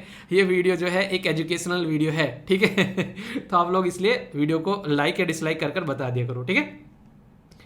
छोटा सा पर लेकिन इंपॉर्टेंट आर्टिकल है, द इकोनॉमिक टाइम्स के अंदर यहां पर कवर किया गया। फिर से बोल रहा हूं कि आर्टिकल इतने सारे कवर किए आते हैं, सारे इंपॉर्टेंट होते हैं, ठीक है। और इंपॉर्टेंट आर्टिकल ही मैं चूज करके लेके आता हूं, वरना बहुत सारे, अगर हिंदू के बारे में बात करूं तो रिपीटेडली आर्टिकल आप लोगों को देखने को मिलेंगे। फिर से वही आर्टिकल रिपीटेडली आ रहे हैं, कोई 5G के बारे में आ रहा है, कोई फ्री बीज के बारे में आप लोग नॉर्मली बातें कर रहे हैं, कोई ऐसी बातें हैं कि जो घुमा घुमा के वहां पर जो अभी रिसेंटली जो दिल्ली की जो अभी जो बेसिकली काम चला एक्साइज पॉलिसी वाला वो आर्टिकल आ रहे हैं, रशिया यूक्रेन के ऊपर कोई आर्टिकल पूछ रहा है, तो वही आर्टिकल खींचे भी चाहते हैं। पर लेकिन मैं कोशिश करता हूं कि अलग अलग न्यूज़पेपर से आप लोगों के लिए आर्टिकल उठा कर लेकर आ जाए, ताकि प्रॉपर वे में आप लोग सिस्टमेटिक वे में अच्छे आर्टिकल्स आप लोगों के पास में रहे और जिनसे डायरेक्ट क्वेश्चन भी आप लोगों के बनते हैं। जब एग्जाम में जाकर बैठोगे ना तब आप लोगों को इस चीज की अहमियत समझ में आएगी, ठीक है। तो इसलिए कहता हूं कि वीडियो को अच्छे से पूरे एंड तक आप लोगों को देखना है। जो भी आर्टिकल मैं कवर कराता चलता हूं उसको आप लोगों को बेसिकली अपने पास में नोट्स की फॉर्म में रखना है, या फिर पीपीटी आप लोगों को टेलीग्राम पर मिल जाती है, तो पीपीटी से आप लोग जाकर डाउनलोड कर लिया करो टेलीग्राम से, जिसमें सारी चीजें आप लोगों को एक जगह इकट्ठी मिल जाती है। आप लोग यहाँ पर देखते हैं, यहाँ से जाकर आप लोगों को सारी चीजें एक जगह इकट्ठी मिल जाएगी, कोई भी डाउट आप लोगों को नहीं होना चाहिए, ठीक है। तो यहाँ से जाकर आप लोग देखते हैं पीपीटी, आप लोगों को आंसर राइटिंग ग्रुप में आप लोग आंसर राइटिंग कर सकते हैं, जिसमें कई सारे बच्चे आंसर राइटिंग अपनी पोस्ट करते हैं, ठीक है। तो आप लोग यहाँ पर देखते हैं। इसी के साथ में यहाँ पर और भी बहुत सारी चीजें हैं, जैसे कि एसएलवीपीडिया वाले पेज पर आप लोग जाकर क्या कर सकते हैं, वहां पर जाकर आप लोग अपने हिसाब से काम कर सकते हैं। आप लोगों को नोट्स मिल जाते हैं एसएलवीपीडिया वाले पेज पर, तो वहां से आप लोग नोट्स देख सकते हैं। हिंदी और इंग्लिश में वहां पर नोट्स पोस्ट किए जाते हैं कई सारे, तो आप लोगों के लिए फायदेमंद चीजें यार, इनको एंजॉय करते रहे अच्छे से, ठीक है। अभी बात की जा रही है सप्लाई चेन के बारे में, तो उसका एक मिनिस्ट्रियल फोरम अभी आप लोगों को देखने को मिला, तो ये जो आर्टिकल है जीएस पेपर 2 इंटरनेशनल जो इवेंट के साथ में आप लोग इसको कनेक्ट करके देख सकते हैं। यूएसए का जो स्टेट डिपार्टमेंट है उससे रिलेटेड एक ज्वाइंट स्टेटमेंट आई यहाँ पर 2022 में, जो सप्लाई चेन मिनिस्ट्रियल फोरम है वो फोकस करेगा ग्लोबल जो चैलेंज है। मतलब क्या है, अभी आप लोगों को ये पता होना चाहिए कि ऑल ओवर वर्ल्ड में सबसे ज्यादा जो सप्लाई प्रोडक्ट आया करते थे उस पर हर जगह आप लोगों को लिखा हुआ मिलता था कि मेड इन चाइना, यानी कि चाइना से निकल कर आया भाई साहब ये प्रोडक्ट। आप लोग बोलोगे चाइना के अंदर ऐसा क्या मजा आ रहा था कि सब लोग चाइना के अंदर अपना प्रोडक्ट जाकर बनाते हैं। चाइना के अंदर एक तो वहां के रूल और रेगुलेशन जो है वो बड़ी फ्रेंडली बना रखे हैं ताकि बाहर की कोई भी कंट्री आकर यहाँ पर आसानी से अपनी जिंदगी को एंजॉय कर सके। Point number 1। पॉइंट नंबर 2, आप लोगों को यहाँ पर ये देखने को मिलेगा चाइना के अंदर अगर बेसिक बातें मैं आप लोगों से करके चलूं तो वो आप लोगों को यहाँ पर ये नजर आएगी कि चाइना एक ऐसा देश है जहां पर लेबर सप्लाई जो थी अब तक और स्किल्ड लेबर फोर्स जो थी वो सस्ती भी थी और स्किल्ड लेबर फोर्स जो थी वहां पर अवेलेबल भी थी। पर लेकिन अभी उसके कंपेयर में और कंट्री भी यहाँ पर इसके ऊपर काम कर रही है। जैसे हमारा देश स्किल इंडिया प्रोजेक्ट पर काम कर रहा है, ठीक है, तो हम लोग अपने कंट्री में स्किल्ड लेबर फोर्स लेकर आ रहे हैं। तो कल को चल के चाइना के अंदर कोरोना मोरोना टोरोना सोरोना टोरोना पोरोना पता नहीं क्या क्या आ गए, वहां पर अगर इस तरीके से वायरस निकल कर आ रहे हैं और उसकी वजह से ऑल ओवर वर्ल्ड में सप्लाई जो है वो डिसरप्ट हो जाती है। यानी कि आप लोगों को पता होना चाहिए उस टाइम पर अगर कोई गाड़ी कोई स्कूटर कोई स्कूटी आप लोग अगर सर्विसिंग के लिए दे रहे थे, अगर नॉर्मली 4 दिन में मिल जाती थी तो उस टाइम पर वो आप लोगों को 1-1 महीने मिल रही थी। क्यों? क्योंकि बाहर से सामान ही नहीं आ रहा था। तो ये चीजें आप लोगों को देखने को मिलेगी। तो यूएसए का जो स्टेट डिपार्टमेंट है उसके द्वारा भी यहां पर एक तरीके से फोकस दिया जा रहा है कि कोविड-19 पेंडेमिक या फिर कोई कल को लड़ाई हो जाती है, कोई कॉन्फ्लिक्ट हो जाता है, कोई क्लाइमेट चेंज का मुद्दा बनता है तो उस टाइम पर सप्लाई चेन जो है वो डिसरप्ट नहीं होनी चाहिए। और ये अभी बात नहीं हो रही है, इसके ऊपर पहले भी बात हो चुकी है जब हम लोगों ने यहाँ पर SCRI यानी कि supply chain resilient initiative India Japan China ये के द्वारा मिलकर लॉन्च किया गया था। तो ये क्वेश्चन भी आप लोगों से बन सकता है। इनका मतलब क्या था कि चाइना के ऊपर हमारी डिपेंडेंसी जो है वो हम लोगों को कम करनी है। तो इसके चलते हम लोग एक अच्छी सप्लाई चेन बनाकर रखें, ट्रांसपेरेंसी चले, डाइवर्सिफिकेशन किया जाए ग्लोबल कैपेसिटी का और सस्टेनेबिलिटी भी रहे। यानी कि कोविड-19 के चलते ठप पड़ जाती है चीजें, वो नहीं होनी चाहिए। और ऐसा नहीं कोई यहाँ पर उल्टी सीधी हरकतें कर रहा है और ग्लोबल की कैपेसिटी को ध्यान में रखते हुए एक चीज के ऊपर डिपेंडेंट रहना अच्छी बात भी नहीं है। वो नहीं कहते कि एक ही टोकरी में सारे अंडे नहीं रखने चाहिए, अगर टोकरी गिर गई तो सारे अंडे फूट जाएंगे। भाई साहब आपका काम कैसे चलेगा? इसलिए कहते हैं कि जब एग्जामिनेशन हॉल में जाकर बैठो ना, ऐसा नहीं कि बस एक ही सब्जेक्ट को आप लोग तैयार करके चले गए, उसी से क्वेश्चन नहीं आए तो भाई साहब बाबा जी का ठुल्लू लगेगा हाथ में। तो इसलिए अपनी तरफ से सब्जेक्ट को इस तरीके से करके आप लोग को जाना है ताकि उसको आप लोग इंजॉय कर सको एक एक सब्जेक्ट को, ठीक है। और उसमें से एटलीस्ट कम से कम आप लोग इतने सब्जेक्ट करके जाओ कि अपना सिलेक्शन तो कम से कम कंफर्म करो, तो वो आप लोग के माइंड में होना चाहिए, ठीक है। तो ये जो फोरम है इस फोरम के बारे में कुछ बेसिक चीजें हैं। जुलाई 2022 में यहाँ पर यूनाइटेड स्टेट के द्वारा होस्ट की गई यहाँ पर एडवांस जो है कैसे कि रिड्यूस करना है यहाँ पर सप्लाई चेन डिसरप्शन को और अच्छे लेवल पर सप्लाई चेन को लेकर चलना है। इसके अंदर कंट्री देखने को मिलेगी, इवन अपनी भी कंट्री आप लोगों को यहाँ पर नजर आएगी, ठीक है। तो यहाँ पर पार्टनर इकोनॉमीज है जो कि मिलकर यहाँ पर काम कर रही है। तो ये बेसिक चीजें हैं जो कि आप लोग याद रख सकते हैं, ठीक है। तो यहाँ पर सबसे इंपॉर्टेंट चीज क्या है वो है ये पर्टिकुलर पॉइंट। SCRI के बारे में क्वेश्चन आप लोगों से पूछे जा चुके हैं और आगे भी बन सकते हैं। कोविड-19 के टाइम पर ये चाइना को टैकल करने के लिए इंडिया जापान और ऑस्ट्रेलिया मिलकर साथ में आए और चाइना के लिए एक ट्रायंगल बना दिया कि भाई साहब तुम नहीं दोगे सामान तो हम यहाँ से ले लेंगे, ठीक है। तो ये होता है बेसिकली पर्टिकुलर सिस्टम। इसके बारे में आप लोग याद रखिएगा, कोई भी कंफ्यूजन आप लोगों को इसके बारे में नहीं होना चाहिए। हम लोगों को तो यार एक बेसिकली सॉन्ग होता है कि प्यार बांटते चलो, पर लेकिन चाइना जो है उसको हमारा प्यार पसंद ही नहीं आता है, ठीक है। तो अभी यहाँ पर ये आर्टिकल भी कुछ ऐसे ही आप लोगों को देखने को मिलेगा। चाबार जो पोर्ट है उसकी इंपॉर्टेंस समझाने की कोशिश की जा रही है। हम लोग क्या है, हम लोग थोड़े से यार देखना, जब इंसान किसी दूसरी चीजों के ऊपर डिपेंडेंट होता है ना तब वो कई बार ना अपने जो काम करना चाहता है वो काम नहीं कर पाता है। ऐसी चीज हम लोग को फील हुई चाबार पोर्ट के टाइम पर। चाबार पोर्ट जो था जो कि काफ़ी अच्छा था हमारे लिए, खासकर उसके पोर्ट पर जाकर हम लोग यहाँ से अपने मुंबई से जाकर हम लोग यहाँ पर आसानी से अफगानिस्तान के अंदर एंट्री कर पा रहे थे। यहाँ से अगर सेंट्रल एशिया में हम लोग को जाना है तो वहाँ पर भी हम लोग आसानी से जा पा रहे थे। ये सारी चीज़ें पॉसिबल किस वजह से हो पा रही थी? हिचकी क्यों आ रही है इतनी? इतना याद क्यों कर रहे हो? तो बता दो, पढ़ा तो रहा हूँ यार। तो यहाँ पर आप लोग को देखने को मिलेगा कि ये हमारे लिए काफ़ी एक तरीके से आप लोग बोल सकते हैं, मैंने कहते हैं कि एक आप लोग बोल सकते हैं कि एक सोने का कटोरा। मतलब क्या है, बहुत अच्छा व्यापार हमारा हो सकता है सेंट्रल एशियन कंट्री के साथ में, हमारी कनेक्टिविटी बन सकती है। और सबसे इंटरेस्टिंग चीज़ क्या है कि पाकिस्तान के ऊपर डिपेंडेंसी भी हमारी नहीं रहने वाली है। तो इस तरीके से आप लोग यहाँ पर देख सकते हैं। तो कुछ ऐसी इंपॉर्टेंट पर्सनैलिटी थी देश के अंदर जिनके द्वारा इन सब बातों को सोचा गया और उन्हीं के द्वारा इसके ऊपर यहाँ पर काम भी किया गया। यानी कि कहने का मतलब ये कि ऐसा नहीं कि ये चाबार पोर्ट अभी आप लोगों को न्यूज़ में देखने को मिल रहा है तो अभी चाबार पोर्ट के बारे में बात हो रही है और चाबार पोर्ट जो है अभी आप लोगों को न्यूज़ में देखने को मिलता है, नहीं, ये भरम है आप लोगों का, ठीक है। इससे पहले भी यहाँ पर काम कर चुके हैं और खासकर अगर मैं आप लोगों से बात करूं तो अटल बिहारी वाजपेयी जी के द्वारा 2003 में यहाँ पर इन पर्टिकुलर मुद्दों के ऊपर काम करने की बात की गई थी और उनका फोकस जो था यहाँ पर उस टाइम पर 3 मुद्दों पर उनका फोकस दिया गया था। यानी कि उनके द्वारा 3 फोल्ड ऑब्जेक्टिव यहाँ पर रखा गया। सबसे पहले तो यहाँ पर कि एक ऐसा पोर्ट बनाना, एक ऐसे पोर्ट पर इंफ्रास्ट्रक्चर डेवलप करना, खासकर यहाँ पर पर्टिकुलर एरिया में गल्फ वाले रीजन में, ताकि हमारा जो व्यापार है वो आसानी से चल सके। पहला इंपॉर्टेंट मुद्दा तो यहां पर यह था कि एक तरीके से गल्फ रीजन में एक ढांचा प्रोवाइड कराना कि हमारे लिए भी एक रहने लायक, रुकने लायक, टिकने लायक एक जगह बन जाएगी, ठीक है।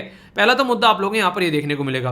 दूसरा यहां पर था कि पाकिस्तान को बाईपास करना, क्योंकि पाकिस्तान की जो हरकतें थी, अगर हम लोग को अफगानिस्तान में जाना है अलाउ ही नहीं कर रहा है यार, हरकतें किए जा रहा है बार बार, तो इस तरीके से एक ऑल्टरनेटिव रूट हम लोग खोज रहे थे यहां पर, ताकि ऑल्टरनेटिव रूट यहां पर बन सके, ठीक है। इसी के साथ में यहां पर कल को चलकर अफगानिस्तान में सपोर्ट प्रोवाइड कराना और एक ऑल्टरनेटिव, एक बेस क्रिएट करने के लिए एक पोर्ट हम लोग को चाहिए, तो वो पोर्ट हम लोग को यहां पर मिल रहा है और उसके चलते हम लोग नेबर कंट्री के साथ में एक अच्छे रिलेशन भी बना रहे हैं, वो भी सी रूट के थ्रू। तो ऐसे ऐसे टारगेट यहां पर रखे गए थे। तो यानी कि ये हमारे कुछ पर्पज थे जिसके बेस पर हम लोगों ने काम किया, पर लेकिन वो ये कि सोचता इंसान कुछ है और होता कुछ और नजर आता है, तो सारी चीजें जो है वो हमारी सक्सेस नहीं हो पाई। तो ऐसा आप लोग यहां पर बोल सकते हैं। तो बेसिक चीजें आप लोगों के सामने यहां पर ये निकल कर आती है।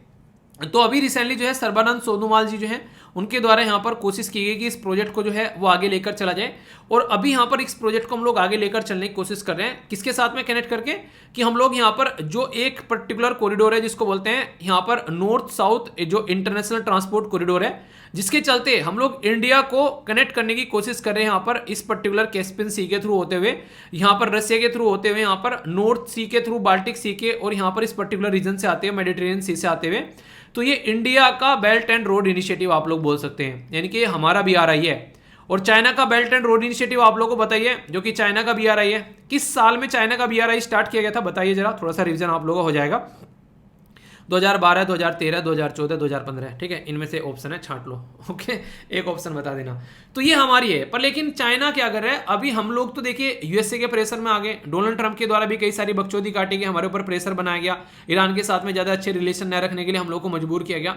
तो हमारी कंट्री में दिक्कत क्या है, हमारी कंट्री जो है वो बिल्कुल आप लोगों के जैसी है। मतलब आप लोग जैसे नहीं एग्जाम आएगा तो आप लोग अपनी पढ़ाई करना स्टार्ट करेंगे, उससे पहले आप लोग पढ़ाई को टच भी नहीं करते हो, तो हमारे भी कुछ ऐसे ही है, हम लोग स्लो स्लो काम करते हैं, प्रोजेक्ट हम लोग ले तो लेते हैं पर लेकिन हम बड़े होले होले काम करते हैं। चाइना क्या करता है, फट मांगनी और झट ब्याह करके निकल जाता है। तो आप लोगों को चाइना का ऐसा पैटर्न देखने को मिलेगा। तो ये काफी इंपॉर्टेंट है, जिसके बारे में आप लोग यहाँ पर याद रख सकते हैं, जिसके आप लोग कोई भी आप लोगों को इसके लिए कंफ्यूजन नहीं होना चाहिए, ठीक है। तो ये बेसिक चीजें हैं यहाँ पर जिसको आप लोग को अंडरस्टैंड करना है, तो इसको आप लोग याद रखेगा। तो एक स्टैंडर्ड रूट है यहाँ पर, और ये नॉर्थ साउथ ट्रांसपोर्ट कॉरिडोर वाला रूट आप लोगों को यहाँ पर नजर आएगा। तो ये चीजें आप लोग समझ लीजिएगा। तो हम लोग चाह रहे हैं इसको कि नॉर्थ साउथ ट्रांसपोर्ट कॉरिडोर के साथ में कनेक्टिविटी इसकी बने, और चाइना इसको चाह रहा है कि जो चाइना पाकिस्तान इकोनॉमिक कॉरिडोर है उसके साथ में यहाँ पर चाबार पोर्ट की कनेक्टिविटी बनाकर इसको एक ऑल्टरनेटिव रूट यहाँ पर ओशन में और मिल जाए चाइना को। चाइना अपना काम साधने के चक्कर में यहाँ पर पड़ा हुआ है, ठीक है, और उसके चलते चाइना अभी इसको करने में आसानी से अपना काम भी कर सकता है अगर चाहे तो। क्यों, रीजन यहां पर है कि अभी जब से यहां पर डोनाल्ड ट्रंप साहब आए थे तब तक यहां पर आप लोगों को देखने को मिलेगा एक डील है जिसको बोलते हैं ईरान न्यूक्लियर डील। कहने के लिए तो ईरान न्यूक्लियर डील है, पर उसका साइंटिफिक नेम क्या है, GCPOA। मतलब क्या है इसका मतलब है कि joint comprehensive plan of action. तो ये जो joint comprehensive plan of action है यहाँ पर, ये ईरान न्यूक्लियर डील के नाम से जाना जाता है, और ये इसका क्लास वाला नेम है। यानी कि ये तो ऐसा है कि गली में बुलाते हैं ईरान न्यूक्लियर डील, और ये किताबों में लिखा हुआ नाम है इसका, ठीक है। तो ये बिल्कुल ऐसे ऐसे स्कूल में नाम चढ़ा दिया, तो स्कूल में तो नाम है राज्यवर्धन सिंह राठौर, ठीक है, और वैसे घर पे आप लोग देखोगे तो घर पे नाम बुला रहा है उसको, कोई राहुल, कोई चिंकू, वो वाली चीजें, ठीक है। तो इस तरीके से आप लोगों को देखने को मिलेगा। तो ये ऑफिशियल नाम है, और यहाँ पर ईरान न्यूक्लियर डील है, बिल्कुल ऐसे ऐसे बजट को एनुअल फाइनेंशियल स्टेटमेंट बोला जाता है, एनुअल फाइनेंशियल स्टेटमेंट बोला जाता है हमारी कंट्री में। संविधान के अंदर अगर आप लोग इसको देखोगे किस आर्टिकल में लिखा हुआ है ये आप लोग बता दो अब मुझे, ठीक है। जब बात याद आ जाती है तो फिर क्वेश्चन भी याद आ जाता है मुझे, ओके। एक बच्चा कह रहा है सर क्वेश्चन पूछ पूछ के मार डालते हो। अबे ये तो देखो यार कितना रिवीजन आप लोग का करा देता हूँ, ठीक है। तो रिवीजन आप लोग करते हो तो उससे अच्छी चीजें आप लोग रिकॉल कर पाते हो, ठीक है। अब ये देखो कि जो मैं लेक्चर बना के लेके आता हूँ उसमें कितनी मेहनत लगती है, ठीक है। अब उसके कंपेयर में आप लोगों को बस बैठ के सुनना है लेक्चर, और इसके साथ में बस आप लोगों को कुछ क्वेश्चन दे रहा हूँ वो सर्च करने हैं, ठीक है। तो इसमें तो यार मतलब इसमें भी आप लोगों को मेहनत लग रही है। आप लोग अच्छा मेहनत, अगर आप लोग रियलिटी में चाहते हैं ना कि मेहनत क्या होती है, ठीक है, आप लोग किसी पर्टिकुलर टॉपिक को लो और उस टॉपिक की पीपीटी बनाना, और पीपीटी बनाने के बाद में उसके नीचे क्वेश्चन फॉर्म करना किसी एक टॉपिक को, ठीक है। जैसे मान लीजिए मैं खाने वाला टॉपिक था, आप लोगों को पूरा टॉपिक पढ़ा है यहाँ पर। अब ये पूरा टॉपिक पढ़ाने के बाद में आप लोगों के लिए यहाँ पर क्वेश्चन भी आप लोगों के लिए बनाए गए, ठीक है। इसी के साथ में यहाँ पर इस तरीके से क्वेश्चन भी कट कट कर कर लाए गए यहाँ पर यूपीएससी के। इसके पीछे एक बार सोच के देखो आप लोग, ये पूरा पेपर खोला गया होगा 2015 का, उसमें से कहां पर ये क्वेश्चन पूछा गया ज्योग्राफिकल इंडिकेशन का, वो जाकर सर्च किया गया होगा, उसमें से इसका स्क्रीनशॉट लेकर पीपीटी में लगाया गया होगा, फिर उसका आंसर सर्च किया गया होगा, तब जाकर इसको पीपीटी में लगाया गया होगा। ये क्वेश्चन बकायदा आर्टिकल बनाने के बाद में फ्रेम किया हो गया, इसके ऑप्शन फ्रेम किए गए। एक बार ना इसकी आप लोग अहमियत तब समझोगे। आप लोगों के लिए एक टारगेट है, देखता हूं आप लोगों में से कितने सेलिब्रिटी फैमिली मेंबर करते हैं। चैलेंज भी है और ये टारगेट भी है आप लोगों के लिए। टारगेट और चैलेंज क्या है कि आप लोगों को जो भी इंपॉर्टेंट एक आर्टिकल लगता है, ठीक है, वो आर्टिकल आप लोग बनाना, उस आर्टिकल की पीपीटी तैयार करना, ठीक है। देखता हूं आप लोगों में से कितनी जो है इसको ढंग से कर पाते हैं। पीपीटी तैयार करना उस आर्टिकल की, मुझे पता चल जाएगा आप लोगों में से कितने पीपीटी तैयार करने वाले बच्चे हैं, ताकि आगे चलकर अगर मुझे किसी की जरूरत पड़ने लगे तो मैं आप लोगों से कॉन्टैक्ट भी कर लूँ, ठीक है। तो आगे चलकर आप लोग एसएलवी जो परिवार है उसका पार्टी बन सकते हैं, तो मैं ये भी चेक करूंगा, ठीक है। तो कौन पीपीटी बना पा रहा है ढंग से, कोई भी टॉपिक आप लोग उठा लेना, ठीक है, और उस टॉपिक के ऊपर फिर आप लोगों को अपने क्वेश्चन फॉर्म करने हैं। अच्छे लेवल के क्वेश्चन होने चाहिए यूपीएससी के लेवल के। तो आप लोगों को एक टॉपिक को तैयार करने के लिए बोल रहा हूं बस में, और वो आप लोग कहां सेंड करने हैं, वो आप लोगों को सेंड करना है स्टडी लवरवीर, ठीक है, studyloverveer@gmail.com पर। तो इससे ये पता चलेगा, इससे मुझे पता चलेगा कि आप लोगों ने कितने अच्छे से मेहनत करके इसको बनाया, और दूसरा आप लोगों को पता चलेगा कि मैं आप लोगों के लिए जब ये आर्टिकल पूरे तैयार करके लेके आता हूं तो इनमें कितनी मेहनत करते हैं, ठीक है। तो दोनों को एक दूसरे के बारे में पता चलेगा, तो एक अच्छा मौका रहेगा। studyloverveer@gmail.com पर आप लोगों को ये सारी चीजें सेंड करनी है। ये है आप लोगों के सामने यहाँ पर studyloverveer@gmail.com, ठीक है। तो देखता हूं कौन कौन पीपीटी तैयार करता है। कोई पर्टिकुलर टॉपिक जो भी सुटेबल लगे, जिसमें आप लोग कंफर्टेबल फील करते हो, उसमें टॉपिक के एंड में क्वेश्चन भी फ्रेम करने, एक या दो एटलीस्ट क्वेश्चन आप लोग फ्रेम कीजिएगा, ठीक है। तो आप लोगों को पता चलेगा चीज़ों के बारे में, ठीक है। तो ये एक तरीके से आप लोगों का टेस्ट भी है। तो ये बेसिक चीज़ें होगी। आई होप कि आप लोगों के माइंड में इसको लेकर क्लैरिटी आई होगी। कंफ्यूजन कोई नहीं रखना है, अगर कंफ्यूजन है तो उस कंफ्यूजन को यहीं पे छोड़ के जाना है, क्योंकि वो साथ में लेकर जाओगे तो परेशान हो जाओगे, ओके। अब चलते हैं नेक्स्ट आर्टिकल की ओर। ये आर्टिकल भी काफ़ी इंटरेस्टिंग है अपने यहाँ पे वैसे देखा जाए तो। चीफ जस्टिस ऑफ इंडिया हमारी कंट्री के एनवी रमन साहब के द्वारा यहाँ पर बात बोली गई कि जब भी हम लोग बात करते हैं कि जो फ्री बीज है उनको हम लोग को बंद करना है, ठीक है, तो सारी पॉलिटिकल पार्टी जो है वो एक थाली की चट्टे बट्टे बन जाते हैं। यानी कि वो सारे के सारे जो हैं वो एक साथ में आकर खड़े हो जाते हैं और वो उस चीज़ को कहीं ना कहीं अपोज करने लगते हैं कि नहीं कुछ भी हो जाए ये नहीं करना है, ठीक है। और इवन यहाँ पर एक पर्टिकुलर जजमेंट है जिसके बारे में आप लोगों से बात करूंगा यहाँ पर। ये सुप्रीम कोर्ट का जजमेंट है, याद रखिएगा यहाँ पर, जो कि आप लोगों से क्वेश्चन ही पूछा जा सकता है, ठीक है। ये है एस सुब्रमण्यम बालाजी वर्सेस जो गवर्नमेंट ऑफ तमिलनाडु का केस आया था यहाँ पर, जिसमें यहाँ पर देखिए क्या बोला गया। यहाँ पर ये बोला गया था 2013 का जो जजमेंट था कि प्री पोल यानी कि जो इलेक्शन होते हैं उससे पहले अगर आप लोग कोई प्रॉमिस करती है पॉलिटिकल पार्टी, ठीक है, तो वो एक तरीके से करप्ट प्रैक्टिस की एक तरीके से can not constitute A corrupt practice under the representation of the people act. Corrupt practice क्या है, यानी कि गलत तरीके से लोक लुभावनवाद की नीति आप लोग लेकर नहीं आ सकते। पर लेकिन ये क्या कर रहे हैं, ये हरकत ये कर रहे हैं कि हम पॉलिटिकल पार्टी नहीं कर सकते हैं पर लेकिन कैंडिडेट तो कर सकते हैं, ठीक है। तो यानी कि लूप होल ढूंढ लेते हैं यहाँ पर। तो उसी के चलते यहाँ पर भी बात की जा रही है कि उसके लिए कमेटी बनाई जा रही है ताकि इसको भी यहाँ पर जो है रोका जा सके, ये जो हरकतें यहाँ पर करने की सोच रहे हैं। तो उसी के चलते यहाँ पर अभी जो चीफ जस्टिस ऑफ इंडिया हैं उनके द्वारा यहाँ पर बहुत बातें बोली गई कि यार इसके ऊपर एक पूरी कमेटी होनी चाहिए जो कि यहाँ पर देखे अगर कोई ऐसा कुछ काम कर रही है। तो उसके चलते यहाँ पर 2013 का जो जजमेंट है उसको ये फिर से रिव्यू करने की बात कर रहे हैं कि इसको प्रॉपर वे में रिव्यू किया जाए और ताकि यहाँ पर सिचुएशन को हैंडल किया जाए, क्योंकि फ्री बीज जो है वो काफ़ी ज़्यादा खतरनाक होती हैं। तो फ्री बीज खतरनाक क्यों है वो अभी मैं आप लोगों को बताने जा रहा हूँ। और इससे सुप्रीम कोर्ट ने यहाँ पर एक तरीके से आंसर भी मांगा था, तो उसके बारे में कुछ बातें आप लोगों को देखने को मिलेगी। तो इसके बारे में कुछ बेसिक इन्फॉर्मेशन और जो कि आप लोगों को आंसर राइटिंग में भी रोल प्ले कर सकती है, ठीक है। जो भी मैंने आप लोगों से डिस्कस किए कई सारे आर्टिकल थे अलग अलग न्यूज़पेपर में अलग अलग जगह, सबको इकट्ठा करके मैंने एक जगह आप लोगों का पूरा जो मुद्दा था वो समझा दिया, ठीक है। अब आगे चलते हैं। यहाँ पर ये आर्टिकल भी आप लोगों को देखने को मिलेगा और कई दिनों से न्यूज़ में है। इसके बारे में ओवरव्यू मैंने आप लोगों को दिया था, अभी यहाँ पर फिर से न्यूज़ में किस लिए आया वो बता देता हूँ। सुप्रीम कोर्ट के द्वारा यहाँ पर ये पूछा गया था कि जो पॉलिटिकल पार्टीज हैं वो क्या करती हैं, फ्री में कई सारे सामान बांटती हैं, यानी कि वोट के बदले नोट या फिर वोट के बदले कोई मोबाइल दे रहा है, कोई सोने की चैन दे रहा है, कोई यहाँ पर प्रेशर कुकर दे रहा है, कोई यहाँ पर ओवन दे रहा है, कोई लैपटॉप दे रहा है, कोई मिक्सचर दे रहा है। जूसर मिक्सचर, तो ये क्या सही है यहाँ पर, ये तो इसके बारे में यहाँ पर बात की गई थी। तो सुप्रीम कोर्ट ने यहाँ पर पूछा था पॉलिटिकल पार्टी से कि आप लोग भी बताओ, और यहाँ पर इलेक्शन कमीशन ऑफ इंडिया से भी यहाँ पर पूछा गया था कि आपका इसके बारे में क्या मानना है, क्या इनके ऊपर रोक नहीं लगानी चाहिए, क्या ये गलत नहीं है। तो सबसे पहले तो यहाँ पर ये एक इंटरव्यू का भी क्वेश्चन आप लोगों से बन सकता है कि फ्री बीज जो है वो यहाँ पर काफ़ी ज़्यादा उसके ऊपर कंट्रोवर्सी होती है। तो फ्री बीज मतलब फ्री में सामान बांटना, और फ्री में सामान बांटना ये वास्तव में फ्री में होता नहीं है, ये वोट के बदले सामान आप लोगों को मिल रहा होता है। तो इसके चलते यहाँ पर एक काफ़ी इंटरेस्टिंग क्वेश्चन आप लोगों का बन सकता है। आंसर राइटिंग के लिए भी आप लोगों से क्वेश्चन पूछा जा सकता है, और इसी के साथ में और भी कई सारी चीज़ें आप लोगों को देखने को मिलेगी। तो सबसे पहले तो मैं आप लोगों को बता देता हूँ कि फ्री का मतलब क्या होता है। जैसे कि अगर बात करें कि प्राइम मिनिस्टर मोदी साहब के द्वारा बोला गया था कि 15 लाख रुपए लोगों के बैंक अकाउंट में आ सकते हैं अगर ब्लैक मनी आ जाए। हालांकि उनके द्वारा बोला गया था कि आ सकते हैं अगर आ जाए, ठीक है। तो ये क्या हो गया, एक तरीका लालच देना हो गया। कल को इन प्राइम मिनिस्टर बना दिया तो 15-15 लाख रुपए लोगों को मिल सकते हैं, ठीक है। जबकि ऐसा कुछ हुआ नहीं। सबको बोला जाएगा फ्री के टीवी तुमको बांटे जाएंगे, फ्री के लैपटॉप सबको मिलेंगे, फ्री में इलेक्ट्रिसिटी लोगों को प्रोवाइड करा देना, लोगों का लोन माफ कर देना। फ्री बीज का मतलब क्या, अगर आप लोगों में समझाऊं नॉर्मल भाषा में, कुछ भी ऐसी चीज लोगों को प्रोवाइड करा देना जिसको लेकर लोग जो है एक तरीके से उनकी लाइफ में कोई ज्यादा प्रोडक्टिविटी ना आए। मान लीजिए किसानों का लोन माफ कर दिया, तो यहां पर किसानों का लोन माफ हो गया तो उससे किसानों की जिंदगी में प्रोडक्टिविटी नहीं आने वाली है। आप लोगों को क्या करना है, किसानों को इतना सशक्त आप लोगों को बनाना है, उतना कामयाब किसानों को बनाना है ताकि वो तुम्हारा लोन तो वापस दे ही दे सके, इसी के साथ में वो प्रॉफिट भी कमा सके। तो किसानों को क्या देना, आप लोगों को उनकी इनपुट कॉस्ट जो है वो आप लोग सस्ती कर दीजिए।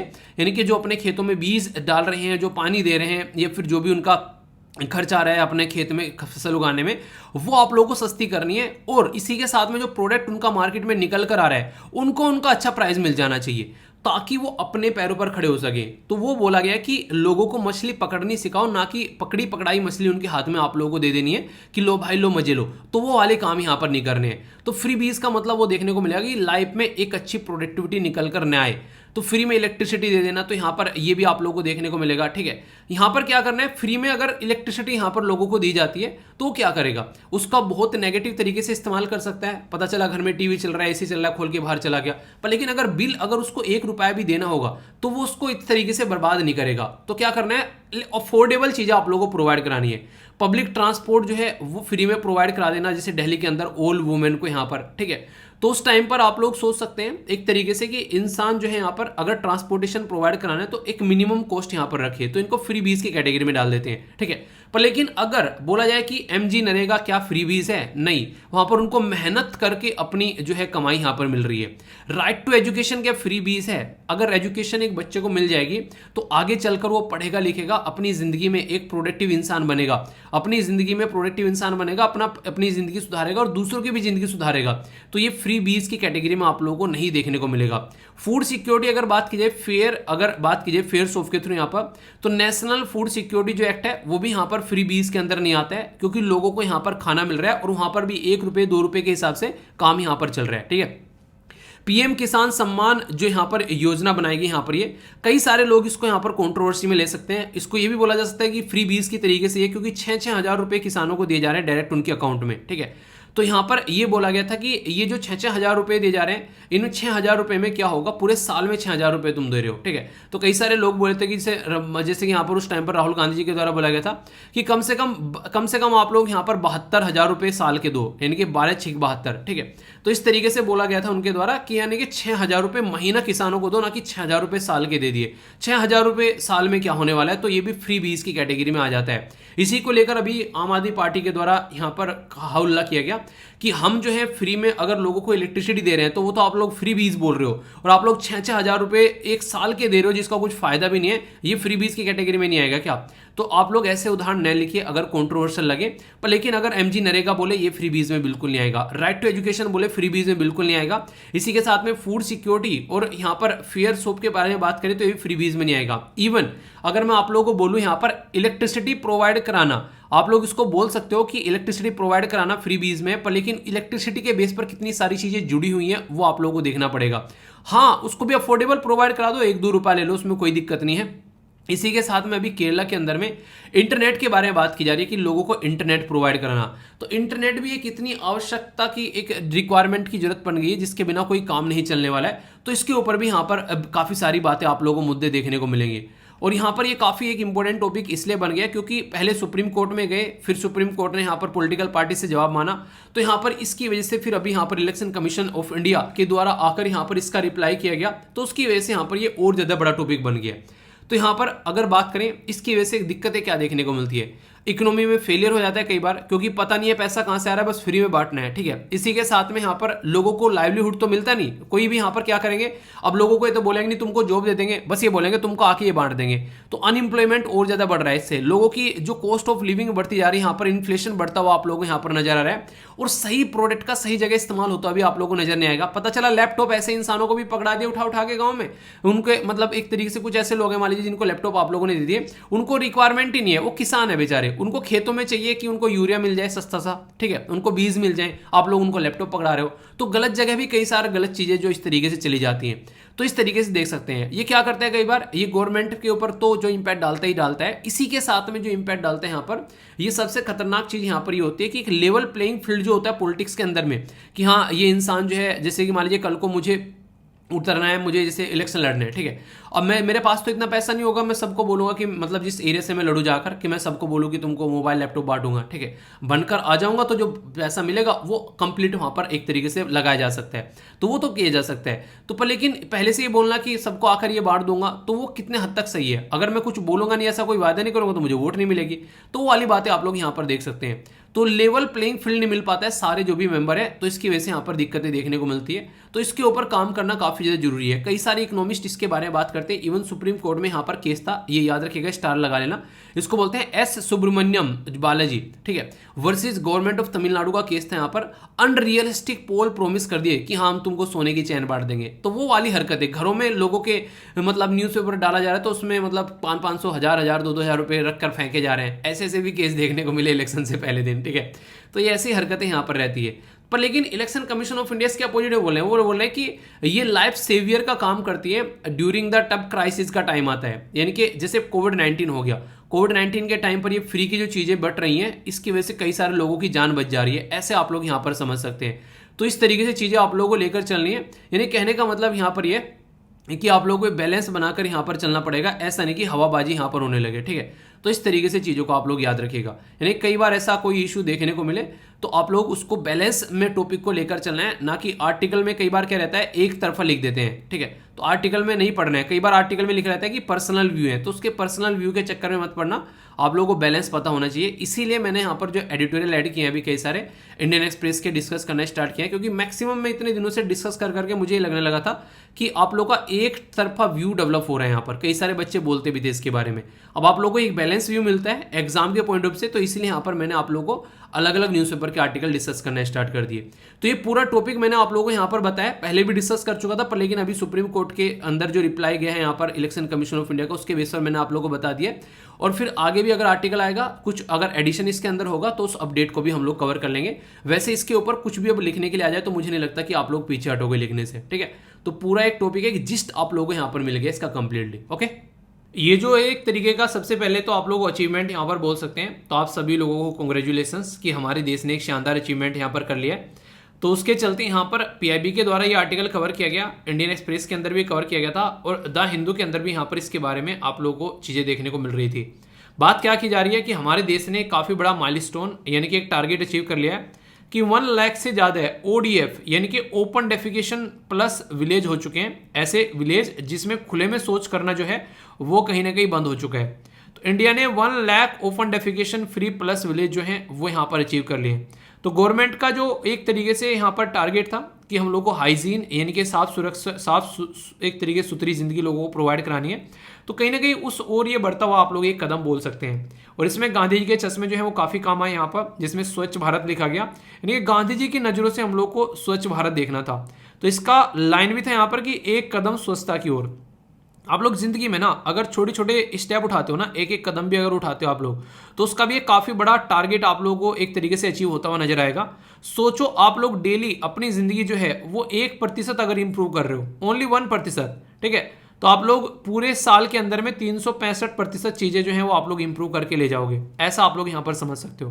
यानी कहने का मतलब यहाँ पर यह है कि 365 गुना आप लोग की ज़िंदगी जो है वो प्रोडक्टिव हो जाएगी अगर डेली ओनली 1% भी एक्स्ट्रा आप लोग काम करते हो। तो इतना बड़ा एक तरीके से पावरफुल टूल है जिसको आप लोग समझ नहीं पाते हो, उसमें अपनी एक अलग लेवल की इंपॉर्टेंस देखने को मिलेगी।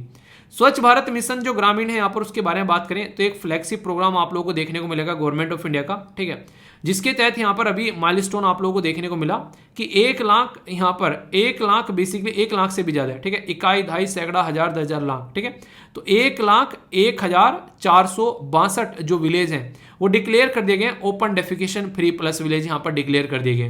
तो काफ़ी अच्छा ये अचीवमेंट और एक तरीके की जर्नी देखने को मिलेगी जिसमें ज़्यादा क्लीन और ज़्यादा ग्रीन, ज़्यादा हेल्थियर आप लोग को गाँव जो है वो यहाँ पर नजर आएंगे, ठीक है। बेसिक स्वच्छ भारत मिशन क्या है, अगर इसके बारे में कोई आप लोगों से बात करें, ये जो स्लाइड है ये काफ़ी पुरानी स्लाइड है जो मैंने 2014 में बनाई थी, जब स्वच्छ भारत मिशन जो है वो लॉन्च किया जा रहा था, तो उस टाइम से आप लोगों को यहाँ पर ये देखने को मिलेगी, ठीक है। तो काफ़ी पुरानी स्लाइड है यहाँ पर ये, जो कि एक तरीके से मुझे याद आ जाती है जब भी स्वच्छ भारत मिशन याद आता है। तो स्वच्छ भारत मिशन जो था वो 2 अक्टूबर 2014 में लॉन्च किया गया था, ठीक है, और 2019 ये 2 अक्टूबर को जब महात्मा गांधी जी की 150वीं बर्थ एनिवर्सरी सेलिब्रेट करी गई, तो उस टाइम पर यहाँ पर हम लोगों ने बोला था कि स्वच्छ भारत मिशन को अचीव कर लेंगे। 2011 के जिस जनगण यानी कि सेंसस के हिसाब से 4041 के करीब गांव यहाँ पर मतलब टाउन टोटल देखने को मिल रहे थे, जिसके अंदर में मुद्दे क्या थे, ये कुल मुद्दे थे यहाँ पर इसका पूरा फोकस। पहला तो क्या था कि ओपन डेफिकेशन को फ्री करना है, एलिमिनेट करना है, ठीक है। दूसरा यहाँ पर ये था टॉयलेट बनाना है, ठीक है, जिसमें फ्लश टॉयलेट आप लोगों को देखने को मिले। मैनुअल स्कैवेंजिंग को खत्म कर रहे हैं, यानी कि लोगों को गटर में उतार कर गटर को साफ कराना, उसमें उनकी जान चली जाना, वो यहाँ पर बेसिकली रोकने की बात की गई। म्युनिसिपल सॉलिड वेस्ट मैनेजमेंट के ऊपर यहाँ पर काम किया गया। जो म्युनिसिपैलिटी है यानी कि जो भी यहाँ पर हमारे देश में जो बड़ी बड़ी सिटीज हैं उसके अंदर जो म्युनिसिपल कॉर्पोरेशन है वो किस अच्छे से काम करें और खासकर उसको कैसे मैनेज करें यहाँ पर। और सबसे बड़ा जो सबसे इंपॉर्टेंट और सबसे जिसके बारे में ज़्यादा बात की गई वो तो प्राइम मिनिस्टर मोदी साहब के द्वारा ही बातें की गई इसके बारे में, वो था बिहेवियरल चेंज। यानी कि हमारे घर में मान लीजिए शौचालय है पर लेकिन हमारी आदत नहीं है कि उसमें बैठकर हम लोग को सोच करना, खुले में जाकर सोच करना। आप लोगों ने वो डायलॉग नहीं आता है अरशद वारसी की मूवी का कि ठंडी ठंडी हवा लगेगी जब खेतों में जाएंगे, तो वो वाला डायलॉग, ठीक है।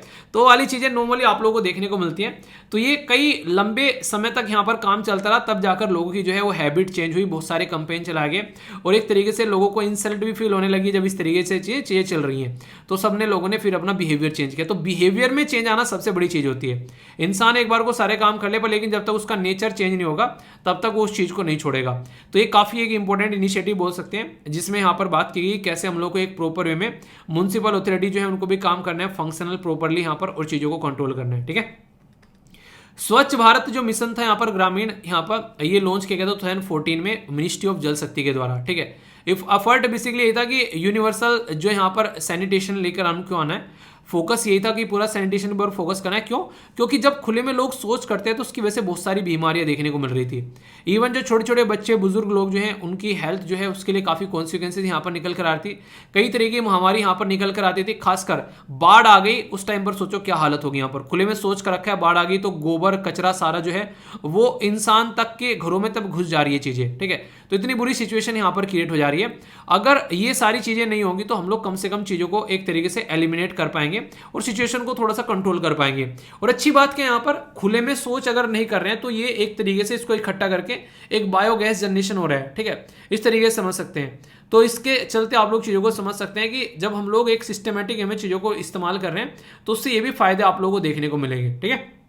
तो यानी कि आम के आम और गुठलियों के दाम वाली बातें आप लोग यहाँ पर बोल सकते हो। स्वच्छ भारत मिशन का जो फेज 1 चला यहाँ पर उसमें यहाँ पर लगभग 38% जो रिपोर्ट किया गया, ठीक है। रूरल सैनिटेशन 10 करोड़ जो इंडिविजुअल टॉयलेट जो है वो कंस्ट्रक्ट किए गए, यहाँ पर ये बोला गया। स्वच्छ भारत मिशन का जो फेज 2 चला उसमें सॉलिड लिक्विड और प्लास्टिक वेस्ट के ऊपर भी फोकस दिया गया, ठीक है। इसमें 2020-21 से लेकर 2024-25 तक का टारगेट यहाँ पर रखा गया, जिसके चलते यहाँ पर और भी कई सारे एरिया जैसे प्लास्टिक को मैनेज करना है, बायोडिग्रेडेबल सॉलिड वेस्ट मैनेज करना है, ठीक है। इसी के साथ में ग्रे यानी कि जो पानी है उसको कैसे मैनेज करना है और फिकल जो स्लज है उसको मैनेज करना है। तो यानी कि सब पर फोकस देकर चलना है। टॉप जो परफॉर्मर स्टेट थे इसमें वो तेलंगाना, तमिलनाडु, उड़ीसा, उत्तर प्रदेश और हिमाचल प्रदेश। तो यहाँ पर उनको एक तरीके से उनके टारगेट अचीव करने के बाद में उनको अप्रिशिएट भी किया जा रहा है। तो ये क्या है, ये एक पॉजिटिव साइन है। अगर अप्रिशिएट कर देता हूं, जैसे कि आज के आंसर जो है शानदार तरीके से दिए गए, उसमें इवन हर एक आर्टिकल में स्टार बनाकर बता रखे हैं कि कौन कौन से आर्टिकल में क्या क्या फायदा देखने को मिला। एक तरीके से इसका मतलब कि एक एक आर्टिकल ढंग से उनके द्वारा सुना गया, ठीक है। तो ये आप लोगों को देखने को मिलेगा। सब इतनी मेहनत करने के लिए तैयार नहीं होते हैं। देखिए रियलिटी में पता है क्या है, अगर आप लोग थोड़ी मेहनत करते हो ना, बहुत सारे लोगों को आप लोग पीछे छोड़ दोगे जरा सी देर में, क्योंकि मैक्सिमम लोग जो है वो मेहनत करना पसंद ही नहीं करते हैं। तो अगर आप लोग मेहनत कर रहे हो तो वैसे आप लोग भीड़ से अलग हो जाते हो, ठीक है। तो ये मैं आप लोगों को बता रहा हूं। तो मेहनत जो है वो बहुत बड़े एक तरीके से गुण है। अगर आप लोग मेहनत करने की आदत एक बार को बना लेते हो तो ये बुढ़ापे तक यानी कि ताउम्र आप लोगों के काम आने वाली है, और हमेशा आप लोग अपनी जिंदगी में कॉन्फिडेंट फील करेंगे। एक ऐसे तबके से ऊपर रहेंगे जिनको आलस से भरी हुई जिंदगी जीना पसंद है, मेहनत करने से बचता है जो तबका। कई सारी स्कीम जो है गवर्नमेंट के द्वारा लॉन्च की गई। गोबरधन यानी कि गैल्वेनाइजिंग ऑर्गेनिक जो बायो एग्रो रिसोर्स है उसके लिए यहाँ पर लाया गया कि हाँ गोबर को धन की तरीके से इस्तेमाल करना है। कंप्रेस्ड बायोगैस यहाँ पर बनानी है। इंडिविजुअल हाउस होल्ड के अंदर जो बेसिकली एक तरीके से शौचालय बनाए गए यहाँ पर, ठीक है। 15,000 के करीब यहाँ पर बोला गया अराउंड कंस्ट्रक्शन के लिए यहाँ पर प्रोवाइड कराए जा रहे थे। स्वच्छ विद्यालय अभियान यहाँ पर चलाया गया है। स्वच्छ भारत मिशन अर्बन यहाँ पर चलाया गया, जिसके चलते अलग अलग चीजों पर फोकस दिया गया। तो यानी कि आप लोगों ने देखा स्वच्छ विद्यालय के साथ साथ में स्वच्छ हॉस्पिटल की बात की गई, स्वच्छ नगर की बात की गई। अभी सबसे अच्छा सबसे साफ सुथरा सिटी कौन सा है, आप लोगों ने सुना होगा इंदौर के बारे में, ठीक है। तो इससे समझ सकते हैं आप लोग। अच्छा एक क्वेश्चन आ गया यहाँ पर, हालांकि आंसर तो आप लोगों को पता चली चलिए फिर ये पूछ लेता हूँ। अब की बार का प्रवासी भारतीय दिवस जो है वो कहाँ पर ऑर्गेनाइज कराया जा रहा है? अब की बार का मतलब जो 9 जनवरी 2023 में होगा, ठीक है। तो इंटरेस्टिंग क्वेश्चन है, आगे भी बन सकता है आप लोगों से, तो पता होना चाहिए, ठीक है। ये टाइमलाइन है इसकी। स्वच्छ भारत मिशन लॉन्च किया गया यहाँ पर 2014 में। 2019 में बोला गया था ओपन डेफिकेशन फ्री बना देंगे। 2015 में ये अमृत लॉन्च किया गया। 500 सिटी को लगभग यहाँ पर बेसिक ढांचा प्रोवाइड कराना है, ठीक है। फिर यहाँ पर आगे चलकर 2019 में इंडिया ने अचीव किया यहाँ पर ये टारगेट, और 2021 में स्वच्छ भारत मिशन अर्बन भी फिर यहाँ पर मार्केट में आ गया गार्बेज फ्री सिटी बनाने के लिए। तो पूरा एक पैटर्न आप लोगों को यहाँ पर देखने को मिलेगा जिसमें इस तरीके से काम चला है। बहुत सारे इनिशिएटिव यहाँ पर, जैसे आप लोग यहाँ पर देखते हैं कि इंटरनेशनल रिसर्च जो फाइंडिंग्स हैं उनके हिसाब से बातें बताई गई यहाँ पर कई सारे। स्वच्छ भारत, जो सुंदर भारत व स्वस्थ भारत, ये पूरे टारगेट यहाँ पर रखे गए। डेथ रिड्यूस हो गई, बहुत सारी सेविंग रिड्यूस, एक तरीके से सेविंग लोग कर पाए यहाँ पर, ठीक है। हाउस होल्ड ने एक्सिस टॉयलेट यहाँ पर इतना अचीव कर पाया, तो सस्टेनेबल इंप्रूवमेंट देखने को मिला। आप लोग खुद सोचिए, एक इंसान है घर में, वो बीमार हो गया, ठीक है, किसकी वजह से? गंदगी की वजह से। तो अगर वो बीमार होने से हम लोग उसको बचा पा रहे हैं, उसको प्रॉपर हेल्थ दे पा रहे हैं, तो ये भी अपने आप में एक अचीवमेंट में काउंट आप लोगों को यहाँ पर होता हुआ नजर आएगा। तो इस तरीके से आप लोग चीजें समझिएगा, ठीक है। इसमें ओडीएफ यानी कि ओपन डेफिकेशन फ्री इसको बोला गया। इसका एक एरिया जो कि नोटिफाई किया जा रहा है ओडीएफ, ठीक है। If any point of the day not even a single person is found defecating outside, यानी कोई भी आउटसाइड जाकर डेफिकेट नहीं कर रहा है। ओडीएफ जो प्लस है यहाँ पर, ये एक तरीके से पॉइंट है। Not a single person is found defecating और यूरिनेटिंग, यानी कि एक तरीके से यूरिन भी नहीं कर रहा है, ठीक है, बाहर एक तरीके से वो पब्लिक टॉयलेट में जाकर कर रहा है। ओफिक डेफिकेशन जो प्लस प्लस यहाँ पर होगी यहाँ पर ये, ठीक है। तो इसका मतलब है कि सेफ्टी टैंक और उन सब चीज़ों पर फोकस किया जा रहा है, उनको कैसे ट्रीट करना है, ठीक है। अनट्रीडिफिकल जो वेस्ट है उसको कैसे ट्रीट करना है, तो ये एडवांस वर्जन हो गया। यानी कि ये नॉर्मल, ये प्रो और ये प्रो प्लस आप लोग बोल सकते हैं। ऐसे यहाँ पर टारगेट इनके द्वारा रखे गए, ठीक है। तो आई होप कि पूरा का पूरा आर्टिकल आप लोगों के माइंड में क्लियर हो गया होगा। और जैसे मैंने बोला था कॉन्ग्रेचुलेशंस, तो एक दूसरे को भी कॉन्ग्रेचुलेशंस बोल सकते हैं आप लोग यहाँ पर कि इतना अच्छा अचीवमेंट हमारे देश में देखने को मिल रहा है। साफ सफाई की ओर चल रहा है, हमारा सुंदर प्यारा भारत बन रहा है, ठीक है। तो इससे रिलेटेड अब क्वेश्चन भी आप लोगों से मैं पूछूंगा, क्वेश्चन के आंसर दो। बात की जा रही है स्वच्छ भारत मिशन के बारे में, तो इसके बारे में कौन सी स्टेटमेंट करेक्ट है? जैसे municipal solid waste management, eradicate करना मैनुअल स्कैवेंजिंग, इसी के साथ में यहाँ पर जो एक तरीके से ब्रिंग करना बिहेवियरल चेंज और ओपन डेफिकेशन, ये बेसिकली यहाँ पर इसको रोकना। तो कौन से यहाँ पर एलिमिनेट करने की बात की गई? तो सारे के सारे हैं नॉर्मली देखा जाए तो क्वेश्चन एक डायरेक्ट हो गया आप लोग यहाँ पर, ठीक है। तो इस तरीके से आप लोगों से डायरेक्ट क्वेश्चन पूछे जा रहे हैं। एक और क्वेश्चन ये यूपीएससी के पैटर्न में जो अभी यूपीएससी ने पूछा, स्वच्छ भारत मिशन जो ग्रामीण है वो मिनिस्ट्री ऑफ जल शक्ति के अंदर में है। स्वच्छ भारत मिशन जो अर्बन है वो ministry of housing and urban affair के अंदर में है। इसी के साथ में गोबर धन जो है वो मिनिस्ट्री ऑफ एग्रीकल्चर। इसी के साथ में स्वच्छ विद्यालय अभियान वो मिनिस्ट्री ऑफ एजुकेशन के अंदर में। तो सही आंसर यहाँ पर क्या है? ए में बोला गया ओनली 1 पेयर, बी में बोला गया ओनली 2 पेयर, सी में बोला गया ओनली 3 पेयर, डी में बोला गया ऑल द अबव पेयर। तो A B C F D सही आंसर आप लोग बताइए, देखता हूँ कौन सही आंसर यहाँ पर इसका देता है। अटेम्प्ट कर लिया, अटेम्प्ट पहले करना है उसके बाद में आंसर देखना है, ठीक है। तो आंसर क्या है यहाँ पर? आंसर है सही सी, यानी कि 3 स्टेटमेंट सही हैं। ये जो गोवर्धन वाली स्टेटमेंट है यहाँ पर, ये मिनिस्ट्री ऑफ जल शक्ति आप लोगों को देखने को मिलेगी। और यहाँ पर क्या है? गोवर्धन बोला गया मिनिस्ट्री ऑफ एग्रीकल्चर। तो इस तरीके से आप लोगों से क्वेश्चन पूछे जाते हैं एग्जाम में, और फिर आप लोग बोलते हो यार पढ़ाया नहीं था। पढ़ाया तो था भाई साहब, अच्छे से पढ़ाया था, आप लोगों ने ध्यान से रिवीजन नहीं किया, वरना कोई दिक्कत नहीं होती एग्जाम में, ठीक है। तो ये छोटी छोटी मगर मोटी बातें जो हैं वो एग्जाम में अक्सर आप लोगों को डुबा देती हैं, अगर फोकस लेकर आप लोग काम नहीं करोगे तो फोकस से काम करना है, ठीक है, और फीडबैक देते रहना है, लाइक या डिसलाइक कर बताते रहना है, ओके। एक और आर्टिकल है, हालांकि इसके बारे में आप लोगों से डिस्कस भी कर चुका हूं कि चाइना की जो कंपनी है यहाँ पर एक तरीके से उनको स्क्रूटनी के अंदर रखा जा रहा है, ठीक है। जैसे वीवो हो गया, साउमी, ओप्पो, तो ये सारी कंपनी चाइना का माल है। तो 5G जो सर्विस आई उसके चलते भी यहाँ पर इनके ऊपर क्वेश्चन मार्क लगा। इसी के साथ में टैक्स की चोरी करने की कोशिश इनके द्वारा की जा रही है, उसको लेकर ये काफ़ी ज़्यादा न्यूज़ में आ गए कि हमारे ही देश में खा रहे हैं, हमारे ही देश के टैक्स में छेद कर रहे हैं, ठीक है। तो उसके चलते ये काफ़ी ज़्यादा न्यूज़ में आ गई। ऊपर से साइबर अटैक जो चाइना के द्वारा किए जा रहे हैं उसके चलते इन क्वेश्चन मार्क लगता है, इनकी जो इमेज है वो खराब होती है कि तुम्हारा देश दुनिया के ऊपर साइबर अटैक कर रहा है और तुम हमारे देश से मार्केट बनाए घूम रहे हो, ठीक है। वो चीज़ें आप लोगों को देखने को मिलेगी। तो इन सब चीज़ों को ध्यान में रखते हुए इनकी स्क्रूटनी की जा रही है, क्योंकि मैक्सिमम जो ये कंपनी है, ये मिलिट्री लीडर जो है वहाँ पर चाइना के अंदर में, उनके साथ में इनकी कनेक्टिविटी नजर आएगी। और मिलिट्री लीडर जो है वो एक तरीके से हो सकता है कि काफ़ी सारा डेटा जो है उसको गलत तरीके से इस्तेमाल कर सकते हैं। तो इसीलिए यहाँ पर कई सारी कंपनी है, उनके छापे लग रहे हैं, उनके देखा जा रहा है कि क्या सही चल रहा है क्या गलत चल रहा है, बहुत सारे ऐसे इश्यूज हैं यहाँ पर, ठीक है। तो हल्का सा आइडियाज़ के बारे में रखिएगा, ठीक है। बाकी एक आर्टिकल है यहाँ पर, अभी न्यूज एनालिसिस में चलेंगे अगर हम लोग यहाँ पर, तो sex ratio at birth normalize slightly, यानी कि पहले जो हमेशा ये बोलते थे कि लड़का होना चाहिए घर में, कि लड़का होगा तो हमारा वंश आगे बढ़ेगा, उसमें से लोगों की टेंडेंसी थोड़ी सी कम हुई है। अब सोच रहे हैं कि अगर लड़की भी हो जा रही है, अगर गर्ल चाइल्ड भी हो जा रहा है, तो उसको भी थोड़ा ढंग से देखा जा रहा है, ऐसी बातें बोली जा रही है। यानी कि बोला जा रहा है कि 111 यानी कि 111 बॉयज़ पर 100 गर्ल इन 2011 टू यहाँ पर 108 बॉयज़ यहाँ पर आप लोगों को देखने को मिल रहा है, ठीक है। यानी कि अभी यहाँ पर कंडीशन ये है कि अभी फिलहाल जो है जो रेशियो है वो थोड़ा सा पॉजिटिव हुआ है, लोगों का माइंड सेट जो है वो थोड़ा सा चेंज हुआ है, जिसके चलते यहाँ पर लोग जो हैं अब लड़कियों को पढ़ा भी रहे हैं। ऐसा नहीं बहुत ही अच्छे लेवल पे काम चल रहा है, पर हाँ फिर भी पहले ही कंपेयर में अच्छा चल रहा है। लड़कियाँ भी अपने डिसीजन जो है वो खुद ले पा रही है ज़िंदगी में, एक अच्छी बात है यहाँ पर, जिसके चलते सिचुएशन जो है वो हैंडल कर पा रही है, ठीक है। तो इसके चलते यहाँ पर देश के अंदर में चेंज आ रहा है, कम से कम ऐसा आप लोग यहाँ पर बोल सकते हैं। तो ये वुमेन एम्पावरमेंट के बारे में अगर कुछ लिखने के लिए पूछा जाए आप लोगों से, तो वहाँ पर इसको मेंशन कर देना, तो कोई भी दिक्कत नहीं होगी। तो ऐसे ऐसे पॉइंट जो है वो अक्सर आप लोगों से एग्जाम में पूछ लेते हैं, पर लेकिन अगर आप लोगों को कन्फ्यूजन नहीं होगा तो इनका कोई मतलब ही बैठता है, ठीक है। ये छोटी छोटी न्यूज़ है यहाँ पर। रोड एक्सीडेंट जो है देश के अंदर में आप लोगों को देखने को मिलेगा। रोड एक्सीडेंट ओनली अगर बात की जाए, मैं कर रहा हूँ सारे रोड एक्सीडेंट की बात नहीं कर रहा हूँ, यहाँ पर जो रोड एक्सीडेंट की बात की जा रही है वो उन रोड एक्सीडेंट की बात की जा रही है जो कि यहाँ पर गड्ढों की वजह से होते हैं।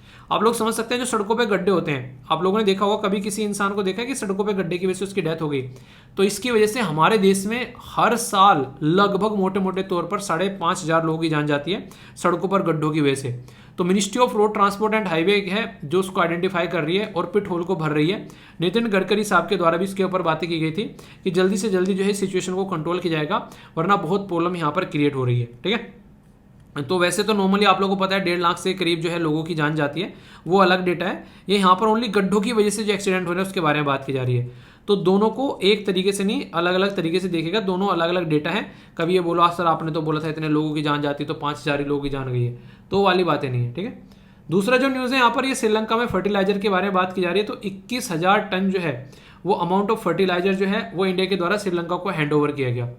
तो यानी कि श्रीलंका के जो प्रेसिडेंट थे उनके द्वारा एक टारगेट रखा गया था कि हम लोग क्या करेंगे, हम लोग नेचुरल फार्मिंग की ओर चलेंगे और अपनी कंट्री के अंदर में हम लोग जो है केमिकल फर्टिलाइजर यूज़ नहीं करेंगे, जिसकी वजह से उनकी एग्रीकल्चर पर जो है काफ़ी नेगेटिव इंपैक्ट पड़ा, ठीक है। वैसे टूरिस्ट सेक्टर जो है वो कोविड-19 ने बर्बाद कर दिया था। चाइना का दुनिया भर का लोन लिए बैठे थे, उसकी वजह से खस्ता हालत हो गई। एग्रीकल्चर जो था, जो कि नींव मानी जाती है किसी कंट्री की, वो उन्होंने अपने आप अपने पैरों पर कुल्हाड़ी मार ली, ठीक है। तो ये सारी चीज़ें अभी आप लोगों को देखने को मिल रही, तो इंडिया यहाँ पर हेल्प कर रहा है, ठीक है।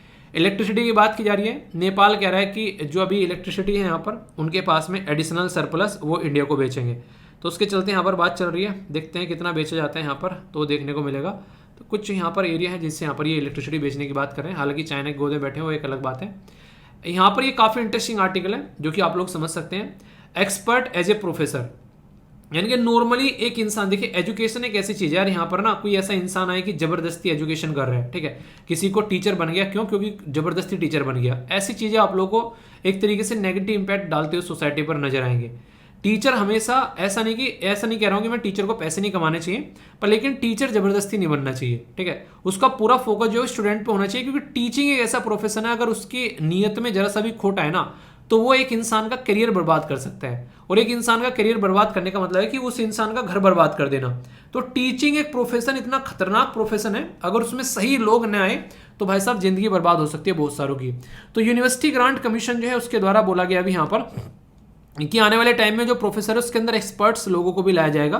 तो एक अच्छी चीज़ आप लोग बोल सकते हो, जिसमें एटलीस्ट जो है 15 ईयर्स का जो है सर्विस और एक्सपीरियंस यहाँ पर मांगा जाएगा, ठीक है। यूक्रेन के अंदर जो सोल्जर्स हैं उनकी बात की जा रही है, लगभग 9,000 के करीब यूक्रेन सोल्जर जो है उनकी डेथ हो चुकी है। सब अलग अलग डेटा बताते हैं, पर लेकिन एक मोटा मोटा डेटा है ये, जिसके बारे में आप लोगों को हल्का सा पता होना चाहिए, ठीक है। तो ये बेसिक इन्फॉर्मेशन है, कोई भी कन्फ्यूजन इसको लेकर नहीं होना चाहिए। मैंने आप लोगों से बोला है कि अंगदान जो होता है वो महादान होता है। 15 साल का एक लड़का जो है, एक बच्चा जो है, वो 6 लोगों की लाइफ जो है, सॉरी लड़का नहीं था लड़की थी, ठीक है, 6 लोगों की लाइफ जो है वो सेव करके चलेगी, ठीक है। उसके जो ऑर्गन्स है, उसका रोड एक्सीडेंट हुआ जिसकी वजह से कंडीशन खराब हो गई, तो 6 लोगों को उसके जो ऑर्गन है वो डोनेट कर देंगे, जिसकी वजह से कई सारे लोगों की जान बच गई। तो ये चीज़ें आप लोगों को देखने को मिलती हैं। तो इस तरीके से आप लोग समझ सकते हैं देख के, मतलब वैसे तो यार देखिए दुख भरी चीज़ें होती हैं कि हमारे घर का कोई इंसान डेथ हो रही है, उसकी बॉडी के पार्ट्स भी लगाए जाते हैं। इमोशनलिटी देखेंगे तो वैसे मन नहीं करते काम करने के, पर लेकिन रियलिटी में अगर आप लोग इसका रिजल्ट देखेंगे तो उसकी वजह से देखो कितने पॉजिटिव रिजल्ट आ रहे हैं निकल के, ठीक है। कि वो इंसान नहीं बचा पाए, कम से कम उसकी वजह से दूसरों की जान बच जा रही है, ओके। तो यहाँ पर ऐसे आप लोगों को देखने को मिलते हैं। एक साउथ इंडिया की मूवी देख रहा था मैं अभी कुछ दिन पहले बैठ के, उसमें जो लड़का रहता है वो एक जूडो कराटे वाला रहता है, और एक तरीके से घर वालों को नहीं पता होता कि वो इतना अच्छा जूडो कराटे वाला है, ठीक है। तो उसमें जो विलन रहता है एंड में जाकर उसको मारता नहीं है, ठीक है, पर लेकिन उसकी ऐसी हालत कर देता है कि उसके सारे बॉडी पार्ट जो है वो यूज़ किए जा सके। तो मुझे मूवी का नाम याद नहीं आ रहा, बड़ी अच्छी मूवी थी, तो वो देख रहा था मैं, ठीक है। बाकी यहाँ पर ये काफ़ी एक इंपॉर्टेंट जजमेंट आप लोगों को देखने को मिलेगा दिल्ली हाईकोर्ट का। इसमें बोला कि माइनर जो मुस्लिम गर्ल है can marry without the consent on attending puberty, ठीक है।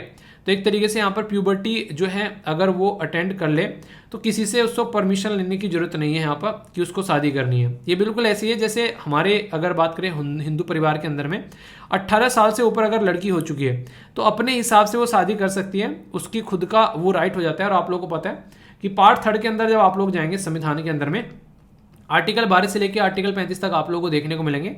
इसके अंदर में जो आर्टिकल 21 है वो राइट टू प्राइवेसी का आप लोगों को हक देता है, ठीक है। तो जो राइट टू प्राइवेसी के अंदर आप लोगों को जो शादी किससे करनी है तो वो भी आप लोगों की पर्सनल लाइफ हो चुकी है यहाँ पर। तो नॉर्मली मुस्लिम कम्युनिटी के अंदर एक पुबर्टी के टाइम पर एज पर शादी कर देते हैं, तो उसके चलते यहाँ पर उसको इंप्लीमेंट करने की बात की जा रही है कि कल को चलकर यहाँ पर अगर कोई ऐसे शादी कर रहा है और वो एक प्रॉपर तरीके से और दोनों सेटिस्फाई हैं एक दूसरे शादी करने के लिए, तो यहाँ पर ये इसी के चलते बात की जा रही है कि यहाँ पर कंसेंट जो जरूरी नहीं है अपने पेरेंट्स से उसको लेना पड़े।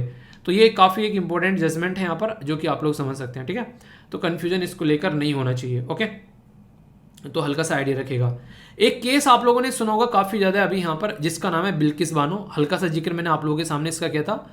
बिल्किस बानो जो केस है यहाँ पर 2002 के अंदर में जो गोधरा राइट्स हुए थे, जो दंगे हुए थे, उसमें यहाँ पर एक महिला का रेप हुआ, उसके परिवार के लोगों को मार दिया गया। तो जिनके ऊपर आरोप लगाया गया उनको अभी बरी कर दिया गया है। क्यों?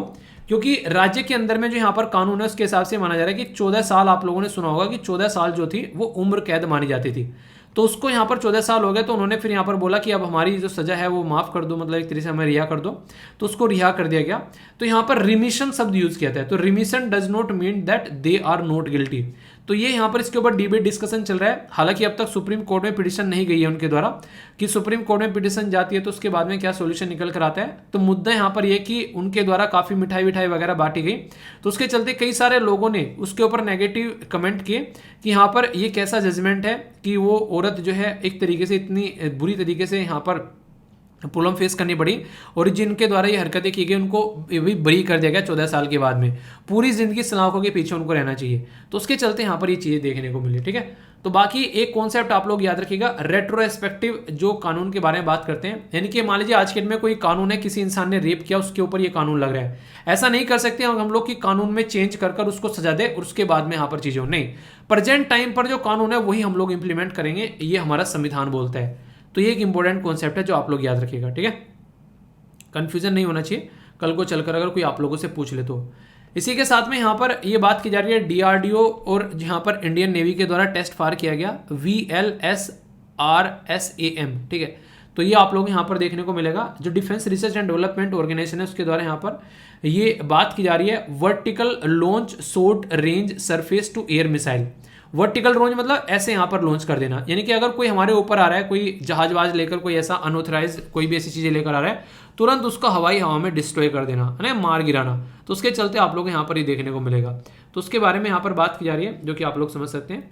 ये आर्टिकल आप लोगों को यहाँ पर भी देखने को मिलेगा। सुप्रीम कोर्ट कह रहा है कि री एग्जामाइन करना वर्डिक्ट जो करप्ट प्रैक्टिस होती है to the candidate not to the party under the election law, यानी कि अभी यहाँ पर पार्टी के नाम पर बोलते हैं कि पार्टी जो है करप्ट प्रैक्टिस नहीं कर सकती, पर कैंडिडेट कर रहे हैं मजे में। तो 2013 का जो कानून था उसी को रिव्यू करने की बात की गई सुप्रीम कोर्ट के द्वारा, तो उसी के जजमेंट को री एग्जामाइन करने की बात यहाँ पर की जा रही है। अगर वो जजमेंट री एग्जामाइन हो जाता है तो ये जो हरकतें हैं उन हरकतों से यहाँ पर पीछे छोड़ पाएगा। तो एक पॉजिटिव बात आप लोग यहाँ पर बोल सकते हैं, ठीक है।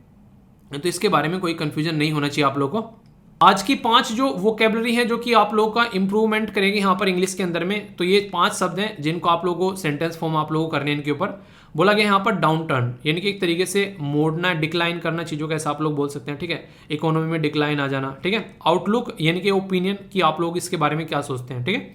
इसी के साथ में बात की जा रही है क्लाउडेड, धुलमित यानी कि जो क्लियर ना हो। इसी के साथ में रीबाउंड के बारे में बात की जा रही है, ठीक है, रिवाइवल करना, ठीक है। स्लैश का मतलब होता है रिड्यूस करना, ऐसा आप लोग बोलते हैं, कर्टेल कर देना चीज़ों को, ठीक है।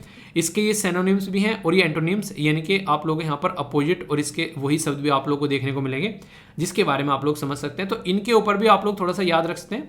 ये डायरेक्ट आप लोगों से एनडीए सीडीएस के अंदर में कल को चलकर अगर आप लोग का पेपर होता है यहाँ पर assistant provident fund commissioner APFC का, उसके अंदर भी यहाँ से क्वेश्चन आप लोग ये बन पाएंगे। तो ये सारी चीज़ें आप लोगों के लिए बहुत ही ज़्यादा इंपॉर्टेंट होती है, तो इसको आप लोग जरूर पार्टिसिपेट किया करो, ठीक है। तो फिर आप लोग बोलते हो सर बंद मत करो, पर लेकिन पार्टिसिपेट भी तो करो। एक बच्चा चैलेंज दे रहा था मुझे मेल पर, ये कह रहा है कि सर हिम्मत है तो डिस्कशन जो है वो मॉर्निंग में 6 बजे या फिर 6:30 बजे लेकर आओ। हिम्मत है तो हिम्मत तो है, पर लेकिन क्या आप लोगों की हिम्मत है कि 6:30 बजे उठकर आप लोग तैयार हो जाओगे, ठीक है। सारी हिम्मत मेरे से ही देखोगे। मुझे कई बार ना हंसी भी आती है, आप लोग कई सारे मेल कमेंट पढ़ के, कह रहा है कि सर आप में हिम्मत नहीं है, आप लेकर आ जाओगे, ठीक है। मेरी हिम्मत को चैलेंज मत करो, अपनी हिम्मत देख लो पहले कि किस तरीके की चीज़ें चल रही हैं। जो पढ़ा रहा हूँ क्या वो ढंग से पढ़ पा रहे हो? दिक्कत नहीं है मुझे 6-6:30 बजे लेकर आने में, ठीक है, मैं उसको आराम से लेकर आ जाऊँगा, पर लेकिन क्या आप लोग उसको उठकर देख पा रहे हो उस टाइम पर?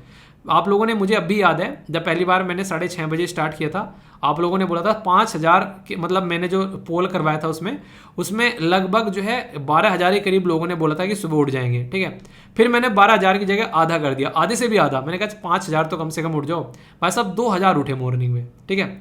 अपने आलस की चीज़ें आप लोगों के कंट्रोल में नहीं है और मुझे बातें बता रहे हो, ठीक है। कल की इंपॉर्टेंट पर्सनैलिटी थी मनीष सिसोदिया, दिल्ली के एजुकेशन मिनिस्टर आप लोगों को देखने को मिलेंगे, बहुत ज़्यादा रिसेंटली अभी न्यूज़ में है, तो इनके बारे में आप लोग आइडिया रखेगा। तो कई सारे आप लोगों से इंपॉर्टेंट पर्सनैलिटी के बारे में क्वेश्चन बनते हैं एग्जाम में, ठीक है। आंसर राइटिंग के लिए टेलीग्राम पर पोस्ट करूँगा क्वेश्चन, उनमें पार्टिसिपेट जरूर करना, और पीडीएफ भी जो है आप लोगों को टेलीग्राम पर मिल जाती है। अगर ये लेक्चर आप लोगों को लग रहा है फायदेमंद है तो पीडीएफ जरूर डाउनलोड करिएगा, ठीक है। तो पीडीएफ आप लोगों को यहाँ पर मिल जाएंगी, ठीक है। एक कई सारे बच्चे कह रहे हैं सर न्यूज़पेपर की पीडीएफ दे दिया करो। यार देखो न्यूज़पेपर की पीडीएफ ना मैंने पहले 1-2 बार आप लोगों को मतलब पहले दी है, पर लेकिन वो एक तरीके से चोरी वाली बात हो जाती है, यानी कि एक तरीके से वो हिंदू वाले, आप लोगों को पता है टेलीग्राम टर्मिनेट कर दिया था, ठीक है। तो वो चोरी करने वाली बातें हो जाती है बेसिकली, यानी कि मैं एक टीचर हूँ और मैं आप लोगों को सिखा रहा हूँ चोरी कैसे करनी है, ठीक है। तो वो यार एक तरीके से मेरे जो प्रिंसिपल के खिलाफ है। मैं आप लोगों को बोलूँ कि चोरी कर लो आप लोग, इस तरीके से हिंदू की पीडीएफ दे दूंगा, वहाँ से जाकर डाउनलोड कर लो। एक टीचर होने के नाते तो कम से कम जब तक मुझे नहीं पता था इन सब चीज़ों के बारे में, तब तक एक इंसान कर रहा है एक अलग बात है, पर लेकिन जब पता है कि ये रूल रेगुलेशन है, ये कानून है, और वो इंसान ही ऐसी चीज़ें कर रहा है, ठीक है, तो ये बिल्कुल भी सही नहीं है यार। एक तरीके से एक टीचर होने के नाते तो कम से कम मैं आप लोगों को ये नहीं बोलूँगा मैं चोरी करके हिंदू डाल दूंगा, वहाँ से डाउनलोड कर लो आप लोग जाकर, तो मैं टीचर ही कैसे रह गया। मैं तो अपने फायदे के बारे में सोच रहा हूँ कि एक तरीके से बच्चे मेरे साथ में कनेक्ट रहे और वो वाह करते रहे, पर लेकिन एक कैरेक्टर, एक एथिकल जो एक कैरेक्टर होता है वो मैं आप लोगों का डेवलप नहीं कर रहा हूँ, आप लोगों को चोरी करना सिखा रहा हूँ, तो ये गलत है यार, ठीक है। तो इस तरीके से आप लोग समझ सकते हैं, इसलिए मैं पीपीटी पूरी बनाता हूं मेहनत करके, ताकि आप लोगों को पीपीटी में कोई कमी ना देखने को मिले। हर एक आर्टिकल में क्वेश्चन सारे डाले जाते हैं, आप लोग एक अच्छे लेवल पर अपनी तैयारी कर सको, ठीक है। तो वो झूठ बोलना, चोरी करना, ये सारी चीज़ें टीचर ही अगर सिखाने लगे तो फिर काम ही क्या रह गया, टीचर थोड़ी ना रह गया फिर वो, ठीक है। बिजनेसमैन बन गया, अपने फायदे के लिए कुछ भी कर रहा है, तो यार वो चीज़ें थोड़ा सा आप लोग भी देखो, मतलब समझा करो उस चीज़ों को, वरना वो सारी चीज़ें कोई बड़ी चीज़ नहीं है। मैं तो खुद खरीदता हूँ, डाल दूंगा मैं तो 1 मिनट में, पर लेकिन फिर कल को वो उसके ऊपर क्लेम कर देते हैं, टेलीग्राम भी टर्मिनेट कर देते हैं, तो वो सारी चीज़ें गलत है ना। तो पता होते होते चोरी करना, ठीक है, तो माँ बाप भी आप लोगों को चोरी करना नहीं सिखाते हैं कभी, ठीक है, भले ही कितनी मेहनत करो पर मेहनत से चीज़ों को अचीव करो। इसीलिए मेहनत करके पीपीटी बनाई जाती है ताकि आप लोगों को आसानी से फायदा पहुंचा सके, ठीक है। तो आई होप कि आप लोगों को सारी चीज़ें समझ में आ रही होंगी। तो नेक्स्ट लेक्चर में मिलता हूँ, तब तक अपना ध्यान रखिए। अगर वीडियो फायदा पहुंचाती है तो प्यार बांटने से बढ़ता है, दूसरों तक शेयर कर सकते हो, कोई दिक्कत नहीं है उसमें, ठीक है। नेक्स्ट लेक्चर में मिलता हूँ, तब तक के लिए बड़ों को नमस्ते, छोटों को प्यार, छोटी सी लाइफ एंजॉय करार। मिलता हूँ नेक्स्ट वीडियो में, तब तक के लिए जय हिंद।